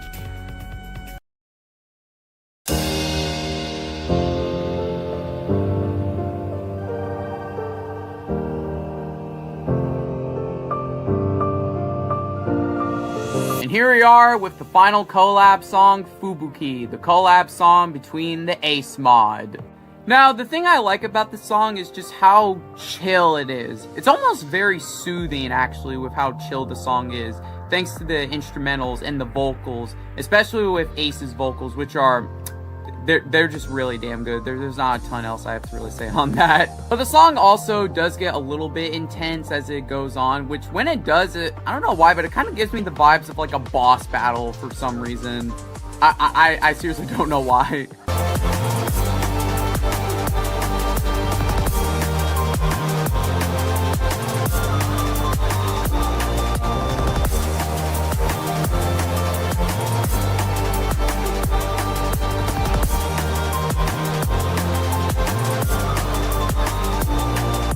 Like, just pure epic boss battle vibes, and I do like that quite a bit, honestly. I also liked the visuals, like when the background turned completely blue, and then you had the ice dragon appearing, and then also later when it turned red to show the Firefox. And then you had the little particles of ice and fire in their backgrounds, and yeah, I just thought that was pretty cool, honestly. Also, I liked the winter fit that Smokey and Spicy had in the song. I thought it was pretty cool seeing them in an alternate fit, you know? But yeah, I don't really have much else to say. So overall, I thought Fubuki was pretty good. Pretty cool collab song with the Ace mod. Not much else to really say. I put the song in A tier. Like I said, I think the song is pretty good, honestly. I like it quite a bit. But yeah, that's gonna do it here. So let's move on with the next one.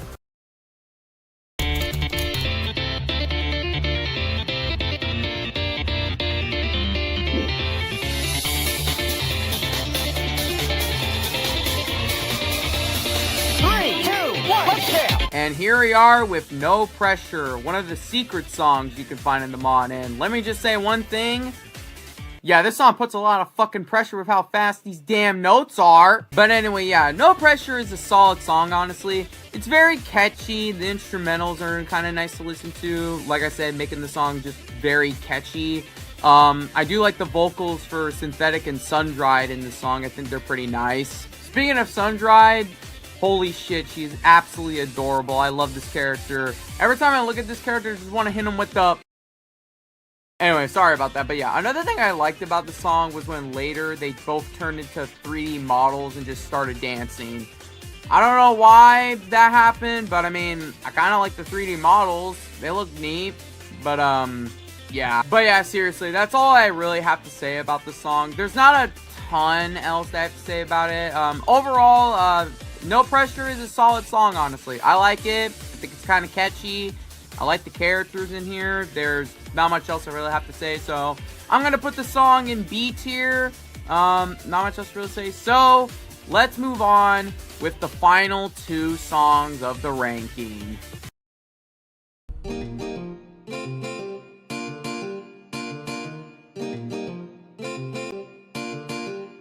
And here we are with the second free-to-play bonus song, since I did Treletsplays HQ earlier. Sinver Gunza. I am sorry if I butchered that, but I am not great with pronouncing names like this. But anyway, I'm gonna be for real. I seriously do not have a lot to say about the song. I think it's fine. It's not bad or anything, but it's just really nothing too crazy that I have a lot to say about. Personally, I think this is kind of one of the weaker songs from the mod, in my opinion. Like, it's not, you know, terrible, but I don't think it's anything amazing. At least in my personal opinion, you know. But still, it's not a terrible song, though. But, yeah. Anyway, yeah, I seriously don't have a lot to say here, so I'm just gonna put it in, C tier. It's fine. It's an okay song, but once again, nothing too crazy. But anyway, let us move on with the final song of the ranking. Yes, sir! Here we are with That's a Wrap, and I gotta say, it's peak!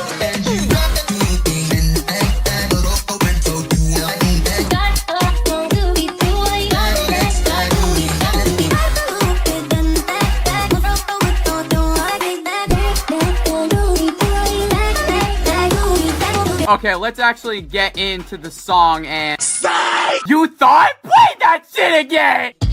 Let's get it! I'm gonna give you a second bodies like a school round. You know I'll go all out. Man, what's so bad? Step for the sand. What's so we keeping them together? What's around? Okay, for real this time, let's actually talk about the song. And, bro, Rick's and the team cooked with this song, bro. Like, God, they cooked so hard, my house fucking exploded. And just like with Livewire, all the characters have completely unique vocals just to this song, which just sound absolutely amazing. Like I said before, they didn't really need to go the extra mile of doing it, but it just adds that special layer of flavor to the song, you know? And no, that was not a pun intended joke. I also do like the designs of BF and GF in this song, or Funky and Saucy as they're called.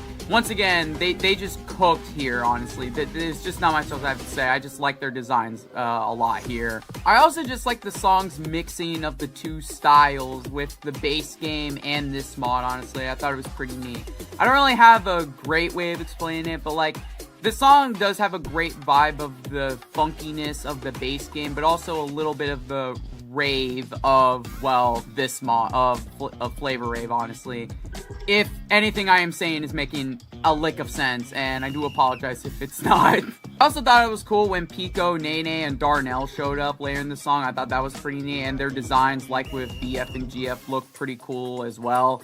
My only real complaint is that I kind of wish that they sung in the song as well, but that's kind of really the only complaint I have. Besides that, the song is just really, really damn good. But yeah, I don't have a ton else to say, so overall, That's a Wrap was honestly a really good finale to this mod, honestly, and it was just really cool seeing the base game characters in here, honestly. But yeah, anyway, put this song in S tier, and let's wrap up this ranking.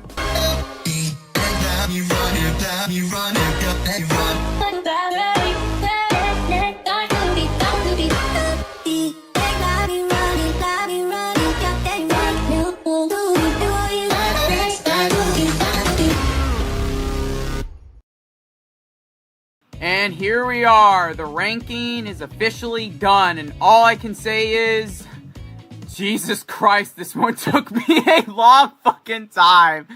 But honestly, I'm not too upset about that. This video was honestly a lot of fun to do. I had a lot of fun just talking about this mod, honestly. Because, like I said, in my opinion, Flavor Rave was such a really good mod, but unfortunately, it doesn't really get a lot of attention, sadly. And that's kind of one of the reasons why I wanted to make this video, was to hopefully put some more attention on it.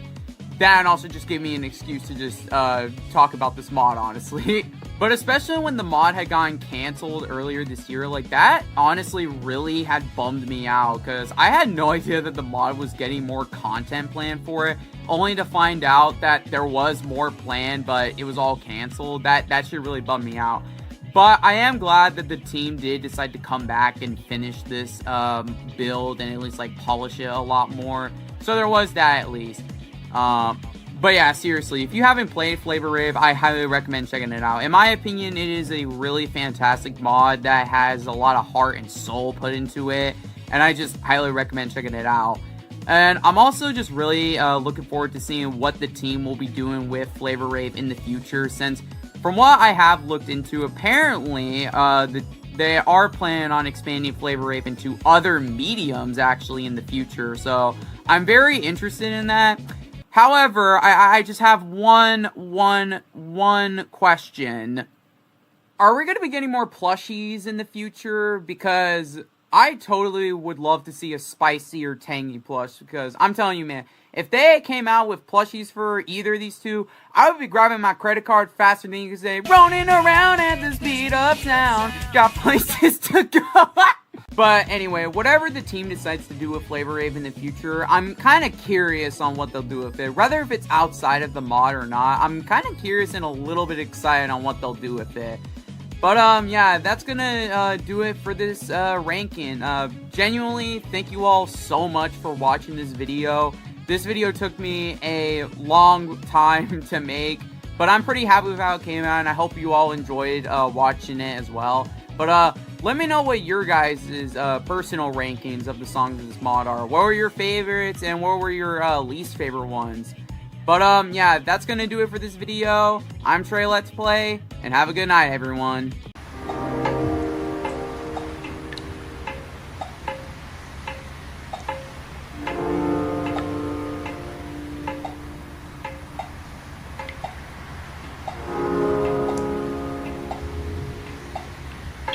Oh my god, PNN VB drawing tutorial! Yeah!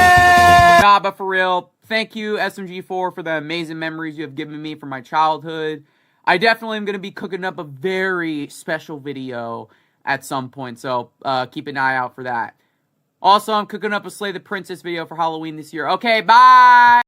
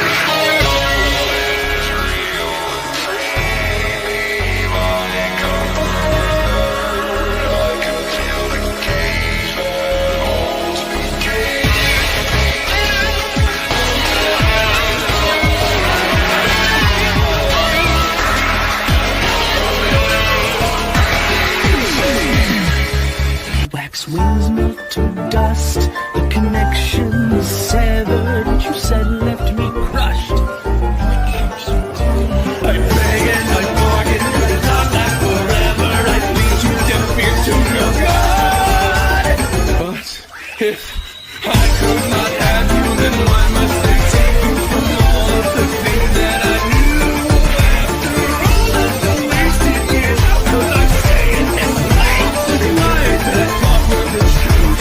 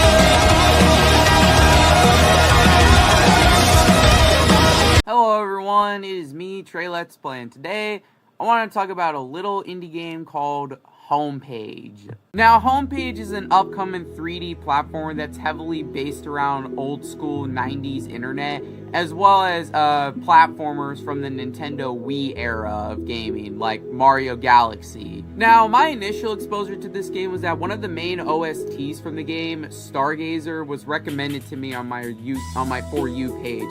I decided to check it out, and I thought the song was really good, so I decided to look a little bit more into the channel, because I was interested, and yeah, here we are today now.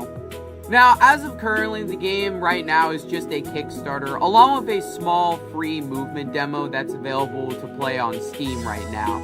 And I kind of wanted to put some eyes on this project because genuinely I think this game has a ton of potential to be absolutely fantastic, at least in my opinion. I had played the free demo that they had released, and after finishing it, all I can say is, Yeah, just go ahead. Just take my $15 right there, buddy, okay? The demo was honestly a lot of fun to play. The movement and the controls just felt very fluid and just felt very nice to control. And there's a ton of cool movement abilities that you have that you can really pull off some cool stuff with, honestly. And the animations for this game, especially the ones in the trailers, oh my god, bro, they're just so good. They're just a fucking masterpiece. But yeah, overall, I think this game has a ton of potential to easily become one of my new favorite 3D platformers. There's just so much good with it, and I'm definitely looking forward to seeing more about this game in the future. Now, if you yourself want to support the game, or if you want to at least check it out, there is the free demo that's on Steam right now that you can check out. And like I said, if you want to support it, there's also the Kickstarter, which is only up for like a couple more days. But yeah, but if you don't have the time or money to do that, there is of course just spreading the word around about this game. And yeah, that's kind of really all about it. I wanted to just kind of put some more eyes on this game because, like I said, I think this game is genuinely interesting, and I think it does have a ton of potential. So yeah, that's kind of about it. Oh yeah, one more thing before I leave. When I was looking at the stretch goals for the Kickstarter, I noticed one of the stretch goals was a secret boss to be added in a game that's being split into multiple chapters. I don't know, that sounds really familiar. But anyway, overall, let me know what your guys' thoughts are about this game in the comments. Are y'all interested in it? Let me know. But yeah, that's gonna do it for this video. My name is Trey Let's Play, and have a nice night, everyone.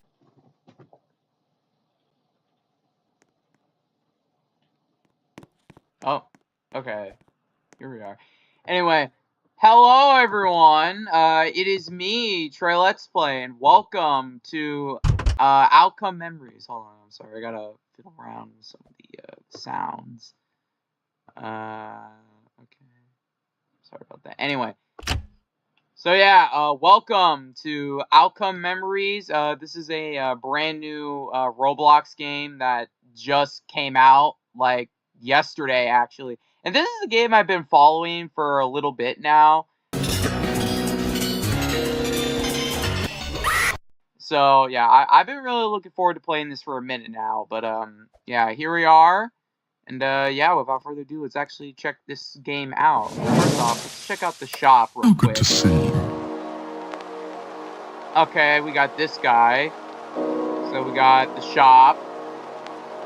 We have survivors. We got Tails, Knuckles, Eggman, Metal Sonic, Amy, Cream, and Sonic. Hey, we got my Boyd. Let's go. We got Killers, 2011X. There's the skins. Miku X, Classic. Emotes. Okay, I see the Tails ball kind of chilling in the back. Inventory.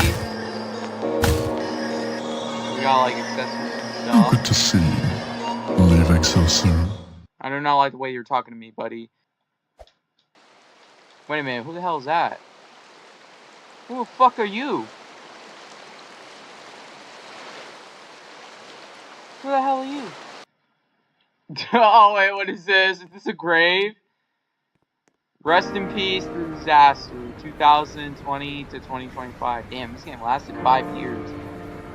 This game brought joy to our community, and it's sad to see it vanish. Even if it doesn't come back, we appreciate you, Outlack, for your hard work, and hope you do well for yourself and your future. In other words, we all love you. Yeah, rest in peace, Sonic X, the disaster. Sad to see it go, but unnecessary. I guess. I don't know. I have no idea what the fuck I'm saying. Are we gonna start this bitch or what? A few moments later. Here we go. Hill Jim. Alright, who we playing as? Oh! Alright, fine. I guess I'll play it. Are you serious? Alright, I guess I'll play as Eggman then. Man, I gotta play as the lame ass motherfucker. I wanna play as Metal Sonic! Man, get this bullshit. Alright, whatever. At least we're finally playing this. Alright. Hill.gym. Alright, how do you run? Oh, okay, there's the one button. Yo, look at me, man. Look at this. What is Knuckles doing? Knuckles, what you doing? I'm not even gonna ask. Alright. Wait, what? Huh? What? What? What? Why am I stuck in the wall? Yo, what's good, Metal? What the fuck are you doing? He's just following me. He's like my son. I see, he's my son. Alright, what does this do? Oh, okay. So we gotta wait.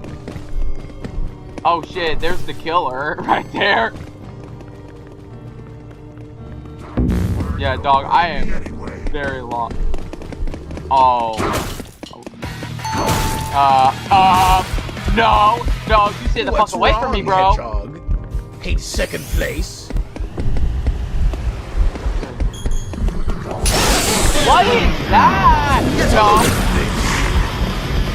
Get a load of this. I am not in the mood. I am not in the mood to be dealing with this. Absolute. Die at my hands. Right, down, up, down, right, left, right. Okay, my boy Metal came in clutch. Knuckles, what? Stop emoting. We about to die. Oh shit. Did I seriously just get knocked on my ass?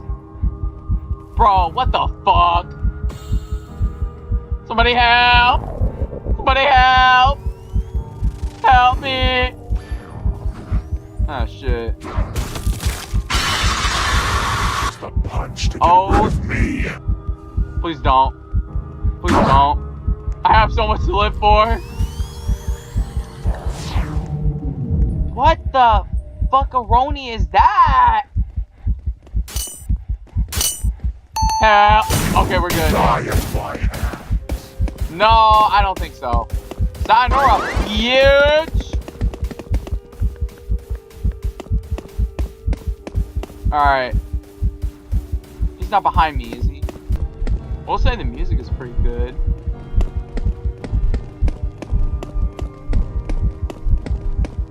Oh man, there's my boy Knuckles. Bro, he dead. He's dead. Oh shit.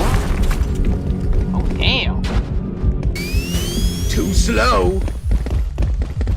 The Sonic EXE get knocked on his ass. Okay, he is running. Escape? Oh shit. Nope, nope, nope.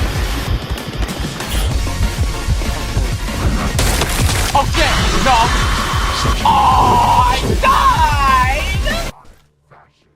died! You gotta be fucking with me, bro. My GOAT Metal Sonic escaped.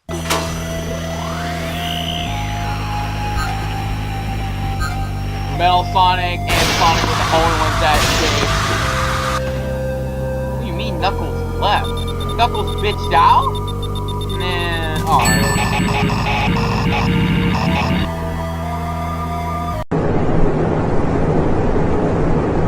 My disappointment is immeasurable.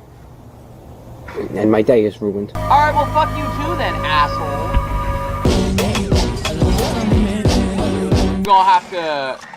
Alright, you can't run. Alright, we're gonna have to insta-lock my boy Metal. Damn it! Wait, no. Yes!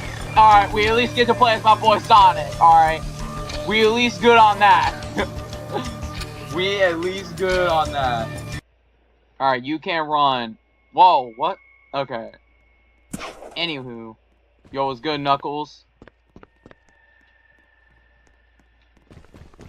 Alright. So here we are. Just gotta survive these next few minutes. And then, yeah. Oh, you...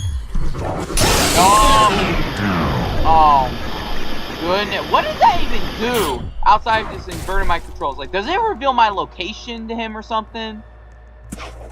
I'm kind of scared. But yo, look at this map though. Like, damn.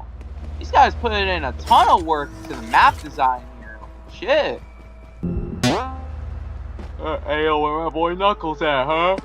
Oh shit. Oh shit, there he is. Oh shit, that is not what I meant to do. I'm still in the...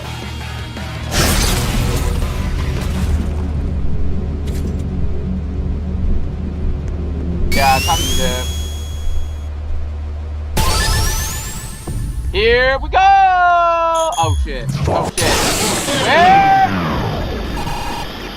Okay, damn, so you run like hella fast. You run hella fast when you do the peel out. That's kind of neat. Oh shit, Tails is getting demolished. No, I gotta rescue him. He's my boy. Tails is my homie, man. Gotcha.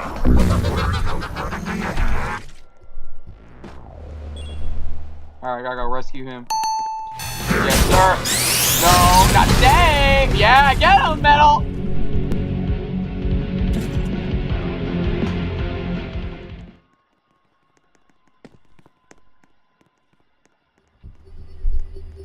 That's what you get. You mess with my homies, you get fucked up. Wait, what? Is he behind me? Yeah, that's what I thought. Punk ass bitch.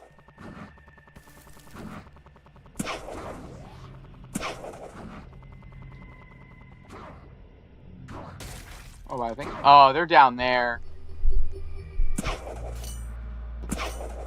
Oh no, I better go help them. Your struggle is pathetic. Not my boy Tails. No. Oh shit. Oh shit. Oh my goodness. I always get hit with that. Oh man, even Knuckles? I'm coming, Knuckles.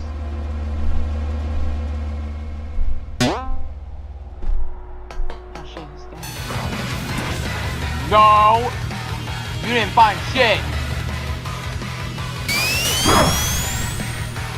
Sayonara, bitch! Yeah! Okay, never mind, never mind. Gotcha! Left. Got you Dance Revolution type shit.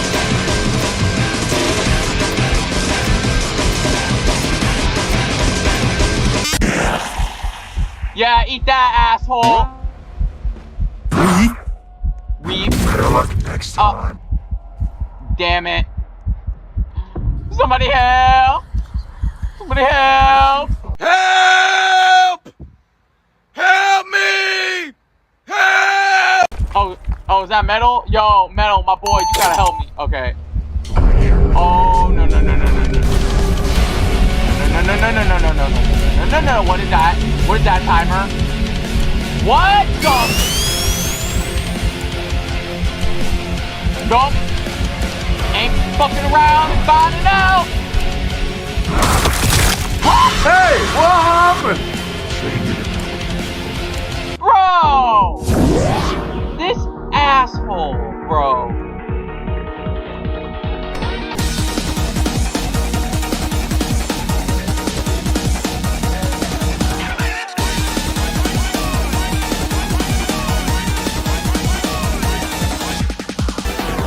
Yo, what is he doing?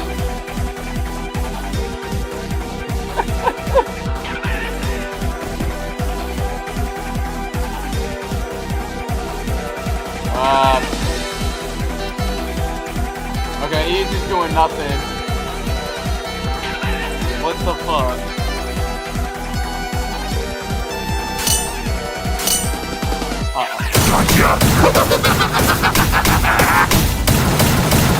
Yeah, now he's just pummeling the shit out of Metal.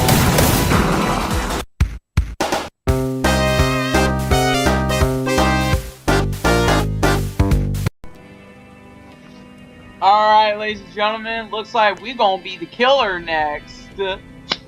Yes, sir, time for my chance to come in. Yes, sir, let's get in on it. Not perfect. Yes, sir. Ooh-wee. We playing as the killer now, boys. All right, let's see how we'll do as our first match as the killer. I'm honestly kind of excited. But yeah, let's see where we go. All right. Woo! Look at me, bro. Look at me. All right, so we got invisibility, God's trickery, rage mode. Oh, we got the mouse pads. All right, so we can jump pretty high. All right, let's go look for some. Oh, hey, Metal, what's good? Yo, what's good, Metal? Oh shit! What the? Okay. No, beep.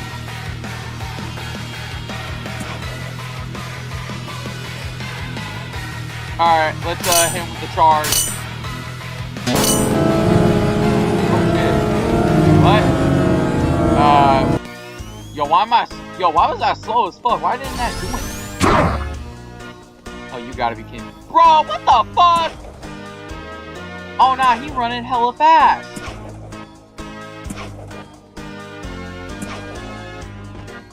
Maybe there's someone else who might be here for him. Oh, I see Knuckles.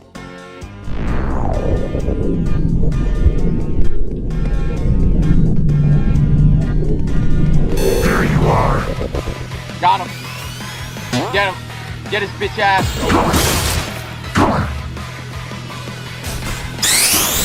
Oh shit. No! Ah! I'm getting my ass beat. Damn. I got fucking washed.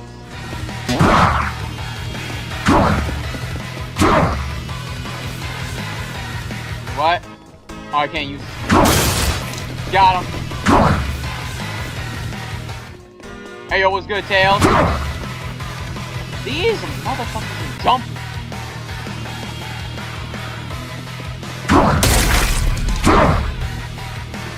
Clearly. What the? Did I just seriously get hit mid-air?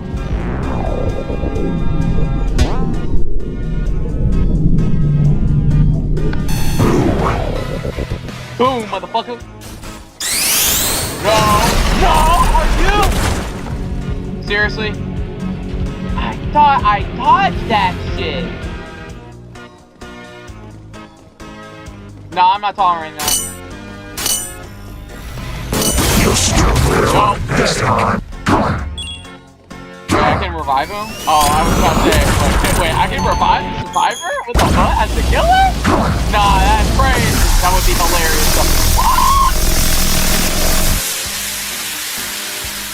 Okay, so I got... What is... Oh, hello. Hi, Cream. Nah. Get my platforming game in here. Come on, Tails. I just want a hug, man. I just want a good old talk. Fuck you, Knuckles. I seriously hate your bitch ass.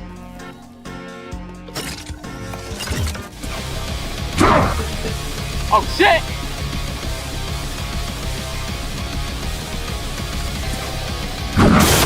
Got him. Yes, sir. First kill. Alright. Hit him with that God's trickery. What's good, Metal? Did I not hit him? Get fucked. Oh my, I got knocked down again! Oh, these motherfuckers are out for blood against me! Are we sure these guys aren't the killer and not me? Because these motherfuckers are out here for blood. Yo, what's good? Oh, I see you.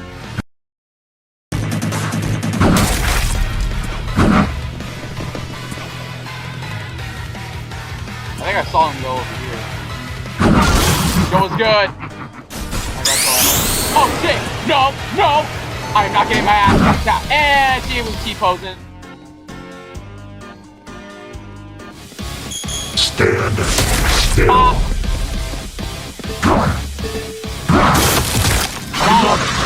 The test falls Yes, for sir. Alright, what is it?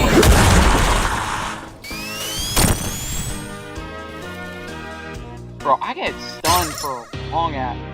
Ready or not, here I come!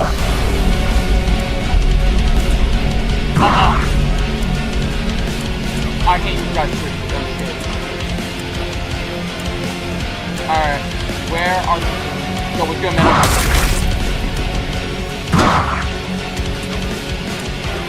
I see one! I see one! Come on, let's go.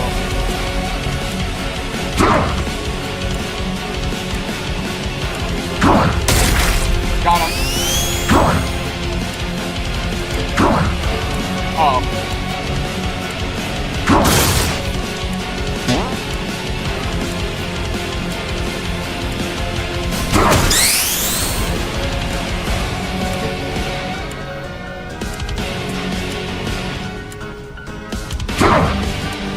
Really?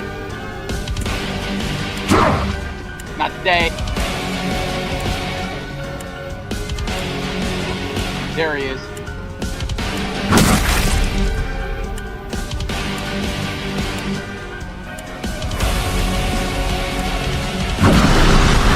Wait, what?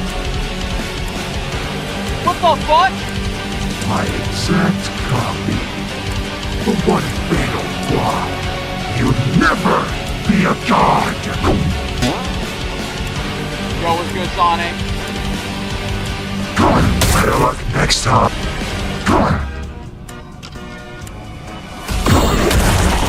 Oh, you son of a bitch.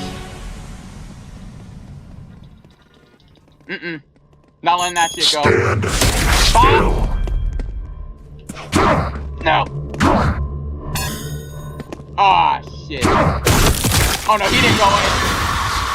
It's a shame you didn't live up what you boasted of yourself. Hey, I mean, first match, we actually did pretty good. We actually managed to kill almost everyone. You did. You did. Damn, we actually got almost everyone except for Knuckles. That wasn't actually too bad. Hey, got an S rank.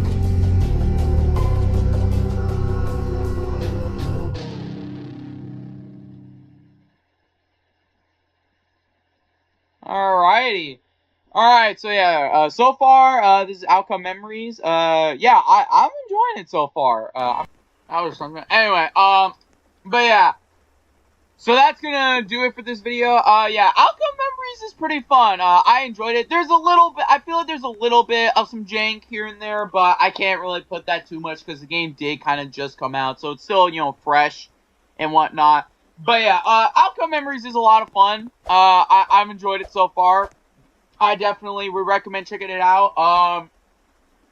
But if you guys want to see more, but if you guys enjoyed the video and would like to see more gameplay content like this, then please like and subscribe if you want to see more of this stuff.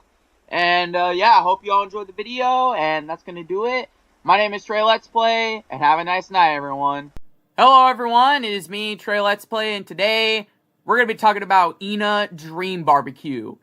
Yeah, I know, I am extremely late to this, but yeah, I'm talking about it now, so does it really matter? But anyway, for those that don't know, Dream Barbecue is a game that's based off of the Ina series by Joel G on YouTube. And let me just say, both this and the web series are easily one of the strangest, most wacky, most demented things I have ever seen in my life. Like, period. Like, seriously, this game fucking confuses me, man. Like, the basic plot has us trying to find the boss, but everyone keeps saying that they're the boss when that's clearly not true. I mean, does this guy look like a boss to you? I didn't think so. But first off, before we can even try to find him, we have to get rid of all the smoke, because Frog Boy over here is having a coughing fit. Bro definitely is a smoker. Guy has the problems. Someone called the medics on him. But in order to find the genie, we have to find a bathroom or something. Like, what in the fuck is going on here? I don't understand. Not to mention, there's moments like this. Rude entities like you get punished for the sins of others. Or this. Ανεβείτε στην τουαλέτα του κος και σκουπίστε τις ενοχές από το πρόσωπό σας, αγαπημένε αγγελέ. But yeah, there are just moments like that just make me question everything that is going on around me and just make me go, what the fuck did I just witness? But yeah, this game is just absolutely absurd. It just makes my fucking head hurt trying to even, like, comprehend 90% of the shit that even happens here. Like, 1 minute I'm talking with a wizard and he's saying I need to get a life and shit. Like, okay, fuck you too. But then the next minute I found a head that could just do this. And the next thing you know, I'm in the fucking snowy mountains or something. Like, what the fuck is going on? But this game just hurts my head every time I even try to comprehend like 90% of the shit that I witness in this game. And it's just a giant mind fuck, basically. But seriously, Dream Barbecue was very interesting for me to play through. I will say I liked the animations and the character designs in this game. Obviously, with this being a Joel G project, I mean, he clearly him and his team put a lot of effort into this game. And I mean, obviously, I gotta give my credit where credit is due, you know. Despite how confusing playing through this game felt like, I still had a solid time playing through it on my first run and even going back to try and get some little hidden secrets and stuff. I also did find the game to be kind of funny at times, like when this guy goes on a massive rant and then he just fucking dies. But not only that, you can either revive him or you could just sit there for the next few minutes doing nothing until he turns blue. And I don't know why, I just think that's kind of funny. Not laughing my ass off funny, but still a little funny to me. Also, Joel, you ain't slick, okay? I see you sneaking in a fucking Legend of Zelda CDI reference. Gee, it sure is boring around here. My boy. Okay, that probably was not funny at all. But yeah, I see you, Joe. You a man of culture, okay? I see you, okay? But yeah, that's kind of all that I really wanted to talk about. In a nutshell, this game makes me go insane trying to even comprehend what the fuck is going on with this game. But I mean, it's a good game so far. I'm definitely interested on where it's going. I definitely look forward to seeing more chapters coming out later in the future. That's kind of all I gotta say. Check out Dream Barbecue. It's pretty cool. Warning, this game will definitely make you go insane. But yeah, that's about it. But yeah, if you enjoyed my insane ramblings about this game and want to see more content from me in the future, be sure to like and subscribe to this channel if you, once again, want to see more content from me in the future. But yeah, that's going to do it for this video. I'm Treletsplays, and have a nice night, everyone. Horror.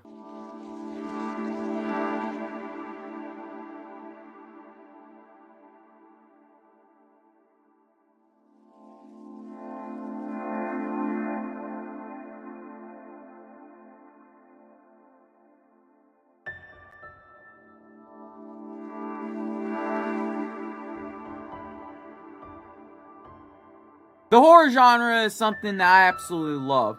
Something about the horror genre has just really got me infatuated and very fascinated with it for the last few years of my life. Especially when I was younger. For whatever reason, the horror genre was something I just gravitated towards too when I was younger. Since the spooky month is coming around, or will be around by the time that this video comes out, I was itching to do another Halloween themed video again, like last year. Only, hopefully I can get this out by Halloween.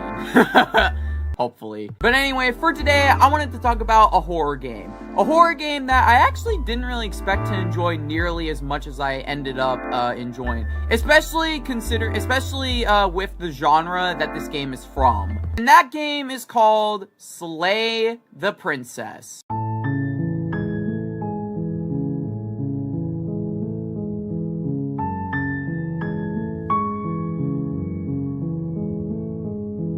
Slay the Princess, for those that don't know, is an indie horror game that was created by Black Tabby Games. And the main goal of the game is, well, as the title suggests, slay the princess. But it's not as so simple as you might think. But yeah, so my initial exposure to Slay the Princess was, weirdly enough, an animatic video I found on YouTube, strangely enough. So I watched the video and I was like, so wait, this is an actual interaction in this game? Hold up, what is this even from? So I would look more into Slay the Princess and I eventually bought it, and yep, here we are now with this video, I guess. But anyway, since the Halloween season is coming right around the corner, I really wanted to give Slay the Princess some time in the spotlight, as it has honestly been one of my favorite horror games that I've played in more recent years. But anyway, that is gonna really do it for this intro. I don't have a ton else to say, so without further ado, let us dive in to Slay the Princess.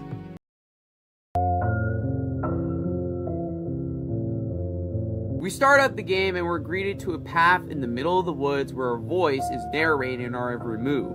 This voice is called the narrator, and you're going to be hearing him a lot throughout this game. Basically, the narrator tells you that up ahead of the path there is a cabin, and inside that cabin there is a princess, and apparently we're sent to slay her because if we don't, the world is going to end for some reason. Yeah, okay, I'm kind of suspicious off that right off the bat, but okay, whatever. And then you are presented with dialogue options to actually interact with the narrator and basically ask him, why are we even doing this? He'll basically just try to continue pushing you into, well, actually slaying the princess without really giving any further explanation outside of she's going to end the world. Which, again, makes me very suspicious, but okay. But anyway, without any other options, we decide to walk ahead further up to the cabin. As we walk up further to the cabin, the narrator gives us a warning that the princess will try and lie and cheat out of her way of us trying to slay her. As he is talking, we get introduced to another voice called the voice of the hero, who you will also be seeing a lot of here. The voice of the hero basically is talking about how we shouldn't really be going through with this, because she's a princess, right? We're supposed to be saving them, not killing them, right? But the narrator just pushes him off. And then we proceed further into the cabin. Inside the cabin, it's rather empty. Very empty. Barely anything in here besides a door. And right next to it, a small table with a pristine blade perched on it. The blade is our implement. And if we want to do this right, then we will need to take it. So of course, not wanting to go in completely unarmed, not knowing what could be down there, we take the blade and then we head on down into the basement. Once we make it into the basement, we see that the place is rather old.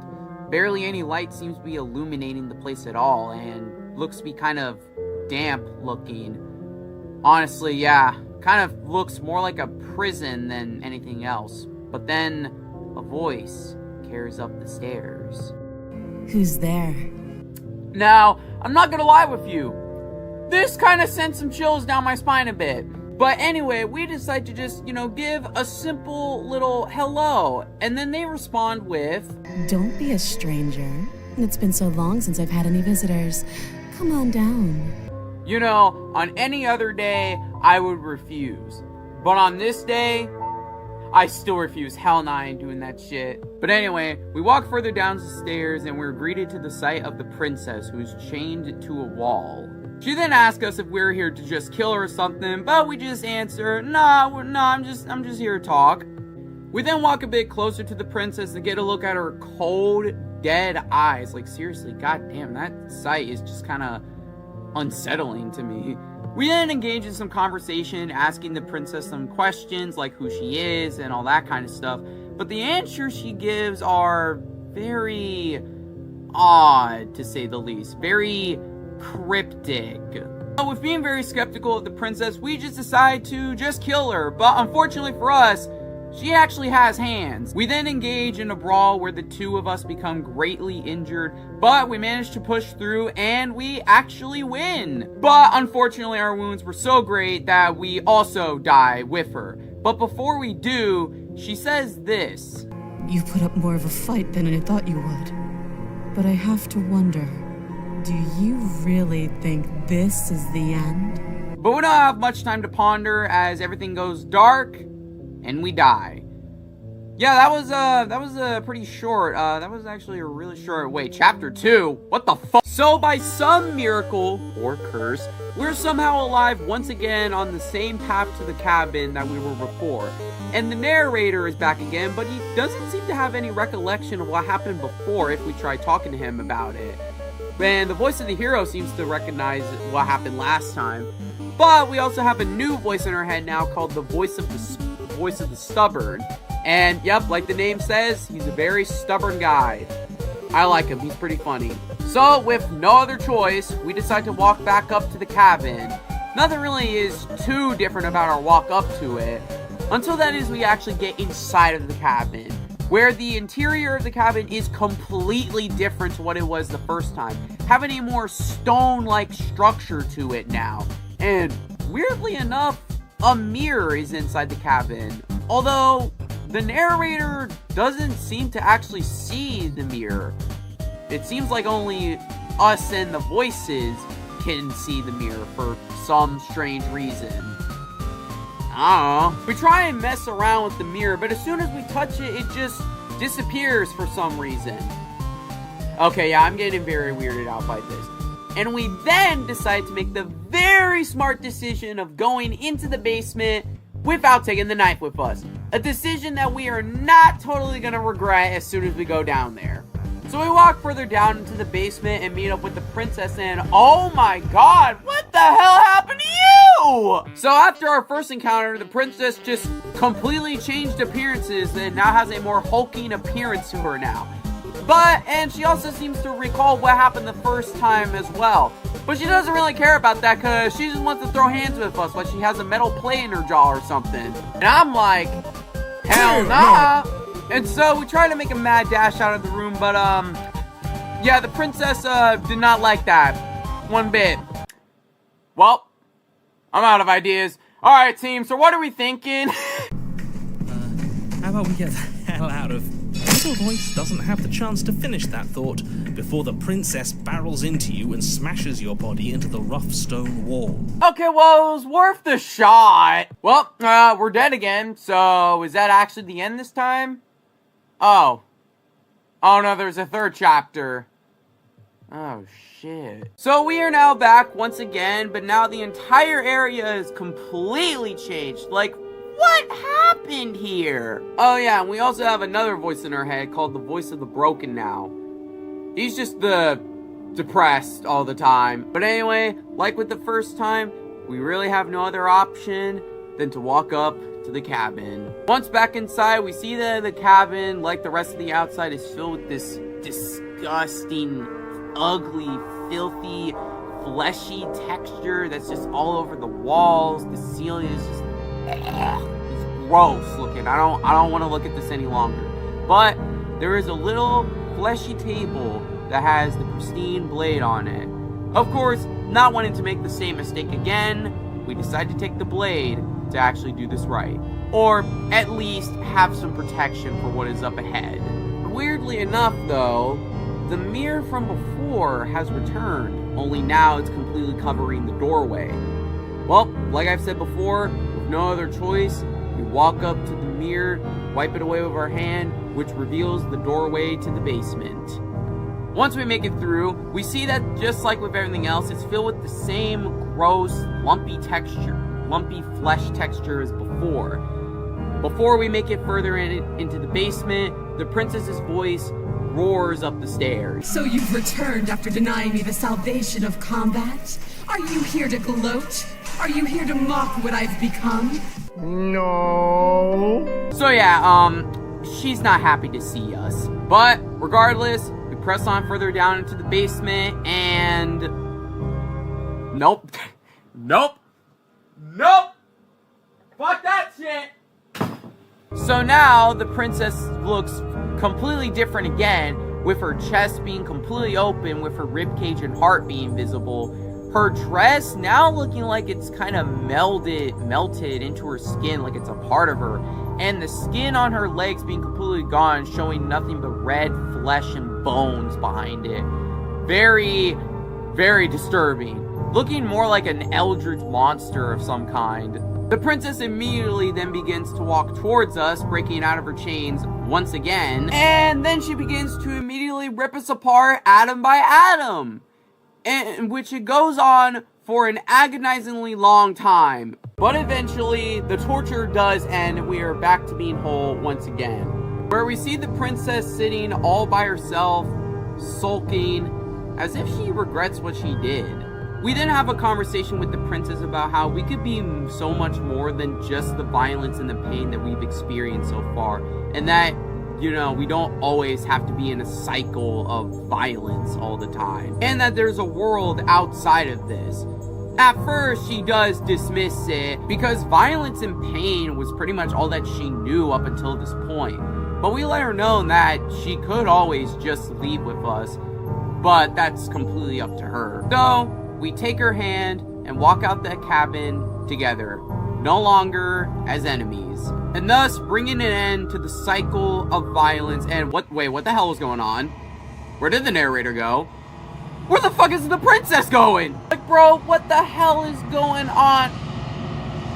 You! I knew it. I fucking knew it. I fucking knew there was something off about this damn mirror. And look where it is. It's right here. But anyway, with, once again, seemingly no other option, we decide to walk towards the mirror. But as we walk further towards it, the voices disappear as well, like with everything else. And as we gaze upon our reflection, we put our hand forward and we see that it's you.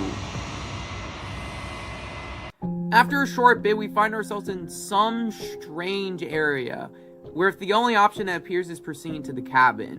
We walk a little further and find the princess, but something's not right.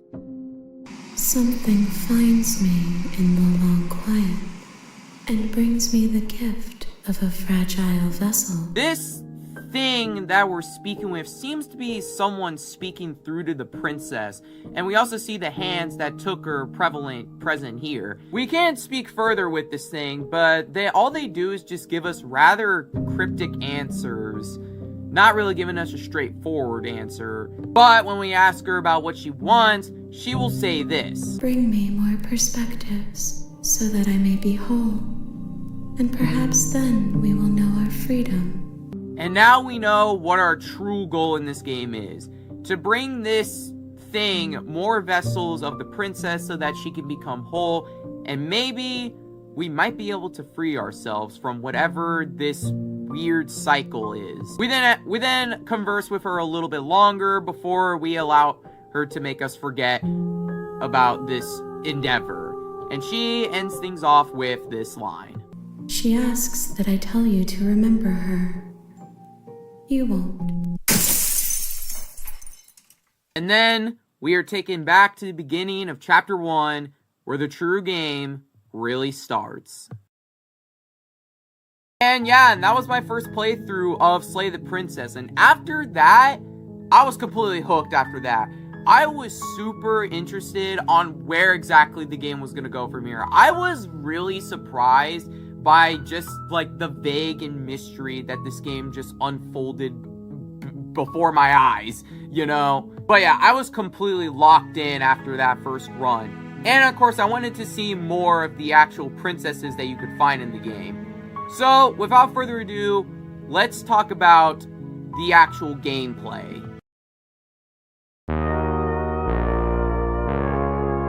And so, here we are talking about the actual gameplay of Slay the Princess. Now, Slay the Princess is a visual novel game, which basically has you reading a lot of dialogue, and I mean a lot of dialogue, while also making some choices along the way. Now, for the most part, these type of games are usually like a one and done type of deal, especially when it comes to horror games. As, I mean, after the first playthrough, I mean, the horror kind of does lose its factor a little bit since you already know what's gonna happen. Now, I don't mean that entirely as a bad thing, since Especially when done well, a horror in a visual novel game can really leave a lasting impact on you and could probably stick in your head forever, like in Doki Doki Literature Club. But what I do like about Slay the Princess is that the game does heavily encourage you to try and play through the game multiple times to try and see what different versions of the princess you can meet, and also possibly unlock different routes that you may or may not have missed on previous runs. Which is why I recommend best making multiple save files, because you're gonna fucking need it. Some of my favorite routes in the game that I have to say, well, first off would have to be the Nightmare. I genuinely love how unsettling the Nightmare route is. It's just so spine-chillingly creepy, and I absolutely love the design of the princess in this route. It's just so creepy that I love it. I also thought it was pretty cool that the voice of the paranoid in this chapter actually keeps you alive by saying heart, lungs, liver, nerves, heart. But yeah, and I thought that was pretty cool. Oh yeah, and also this part, yeah, I don't think I'm gonna be sleeping easy tonight after seeing this. Oh yeah, and the Moment of Clarity is also a pretty cool little extra route you can unlock here as well. Another route that I also really enjoyed was the Damsel route, where instead of trying to slay the princess, what if you actually tried to save her this time? Spoiler alert, the narrator forces you to try and kill the princess, but luckily you can warn her in time, but unfortunately it ends with the princess killing you instead. Very poorly, might I add, too. But like before, we come back now introduced to the voice of the Smitten.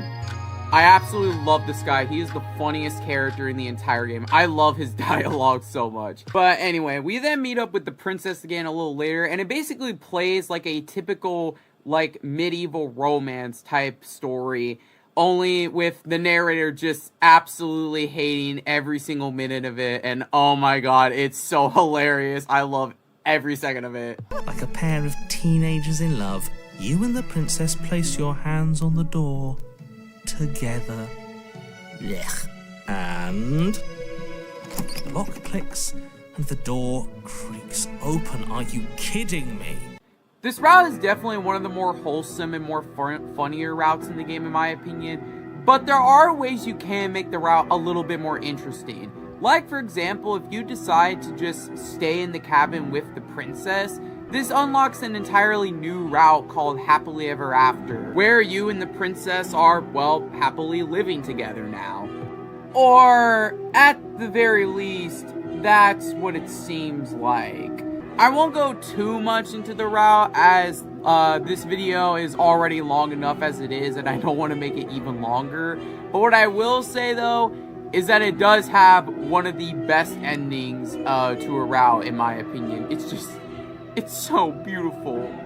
But also, another reason why I like this route is, well, the princess is just so goddamn adorable. Like, oh my god, I'm gonna have a fucking heart attack. But yeah, I really like that depending on the decisions that you make, your routes can either end a lot quicker, or they can change it to an entirely new route.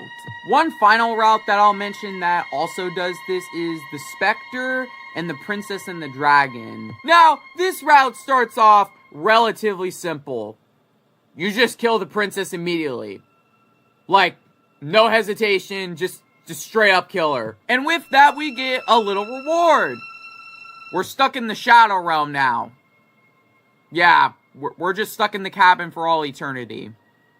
It's a pretty fucking lame reward, honestly. So after being stuck for God knows how long, there's only one option that we have to get us out of here. So after getting out of that mess, we meet up with the princess again, who is still skin and bones. Okay, gotcha. Oh no, she's a ghost. Now, this route could either end in a couple ways. The first route is that you just let the princess possess you and you walk out of the cabin together. Or, you let her possess you, but then you just kill yourself again. Which, weirdly enough, causes your consciousness and mind to be a part of the princess's, as well as somehow bringing the princess back into physical form. And also allows you to see things from the princess's perspective. But not only that, the voices in your head from before now have full control over your body now. And which allows you to get somewhat of a better look at what you actually look like. which, yeah, I don't even know how to describe it. It looked like a giant bird man. But luckily in this case, they stab you and you somehow manage to return to your body, gaining full control of it once again. And however it ends after that is completely up to you. But overall, I really enjoyed this route a lot.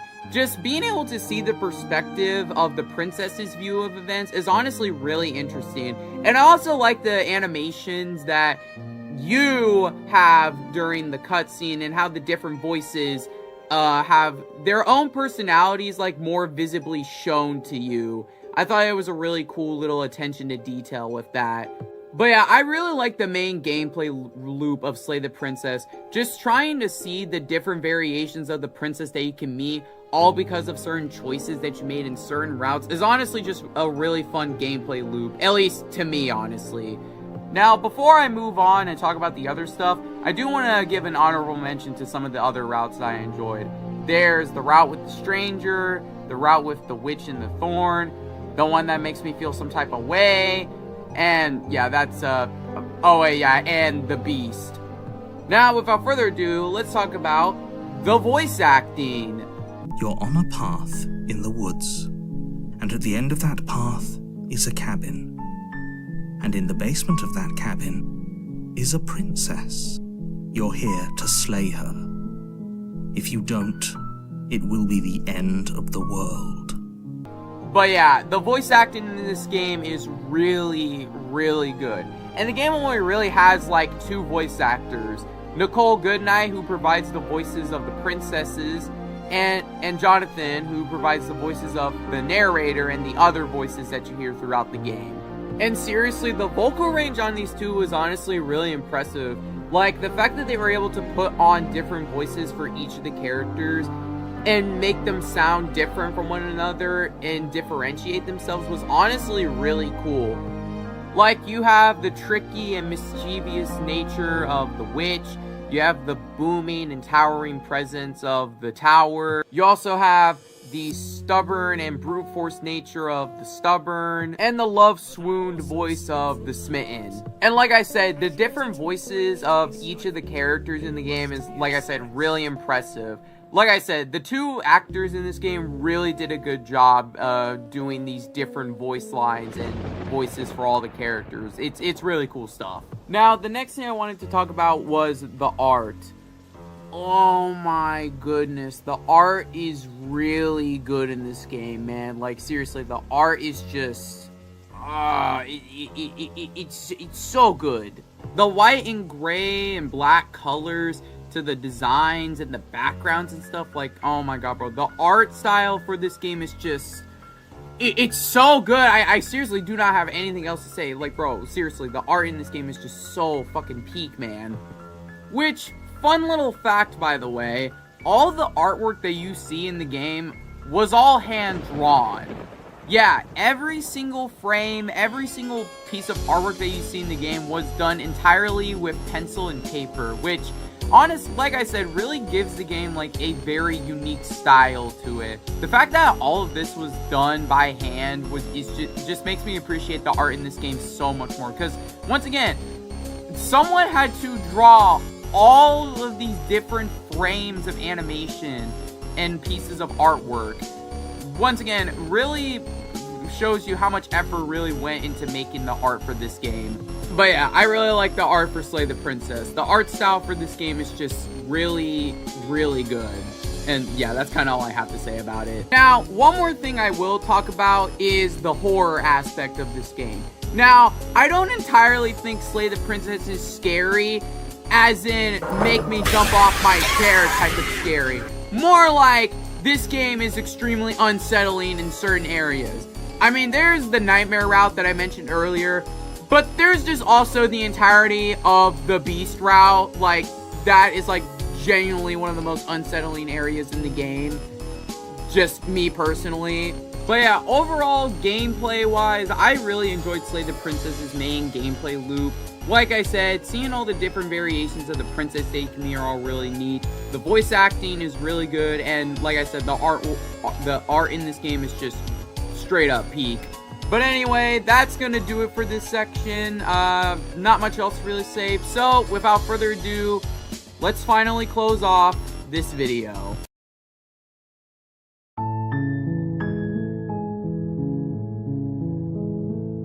And so, here we are at my final thoughts about the game. Overall, I really enjoyed Slay the Princess a lot.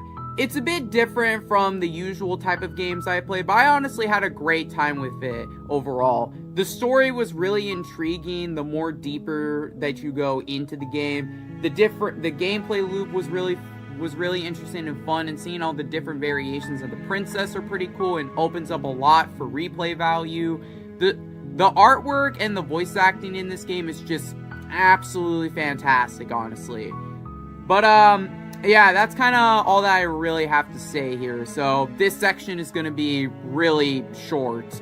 The game is creepy, disgusting, eerie, and just overall creepy, but it's a great game overall, at least to me, and has a very interesting narrative with many different tales to experience overall.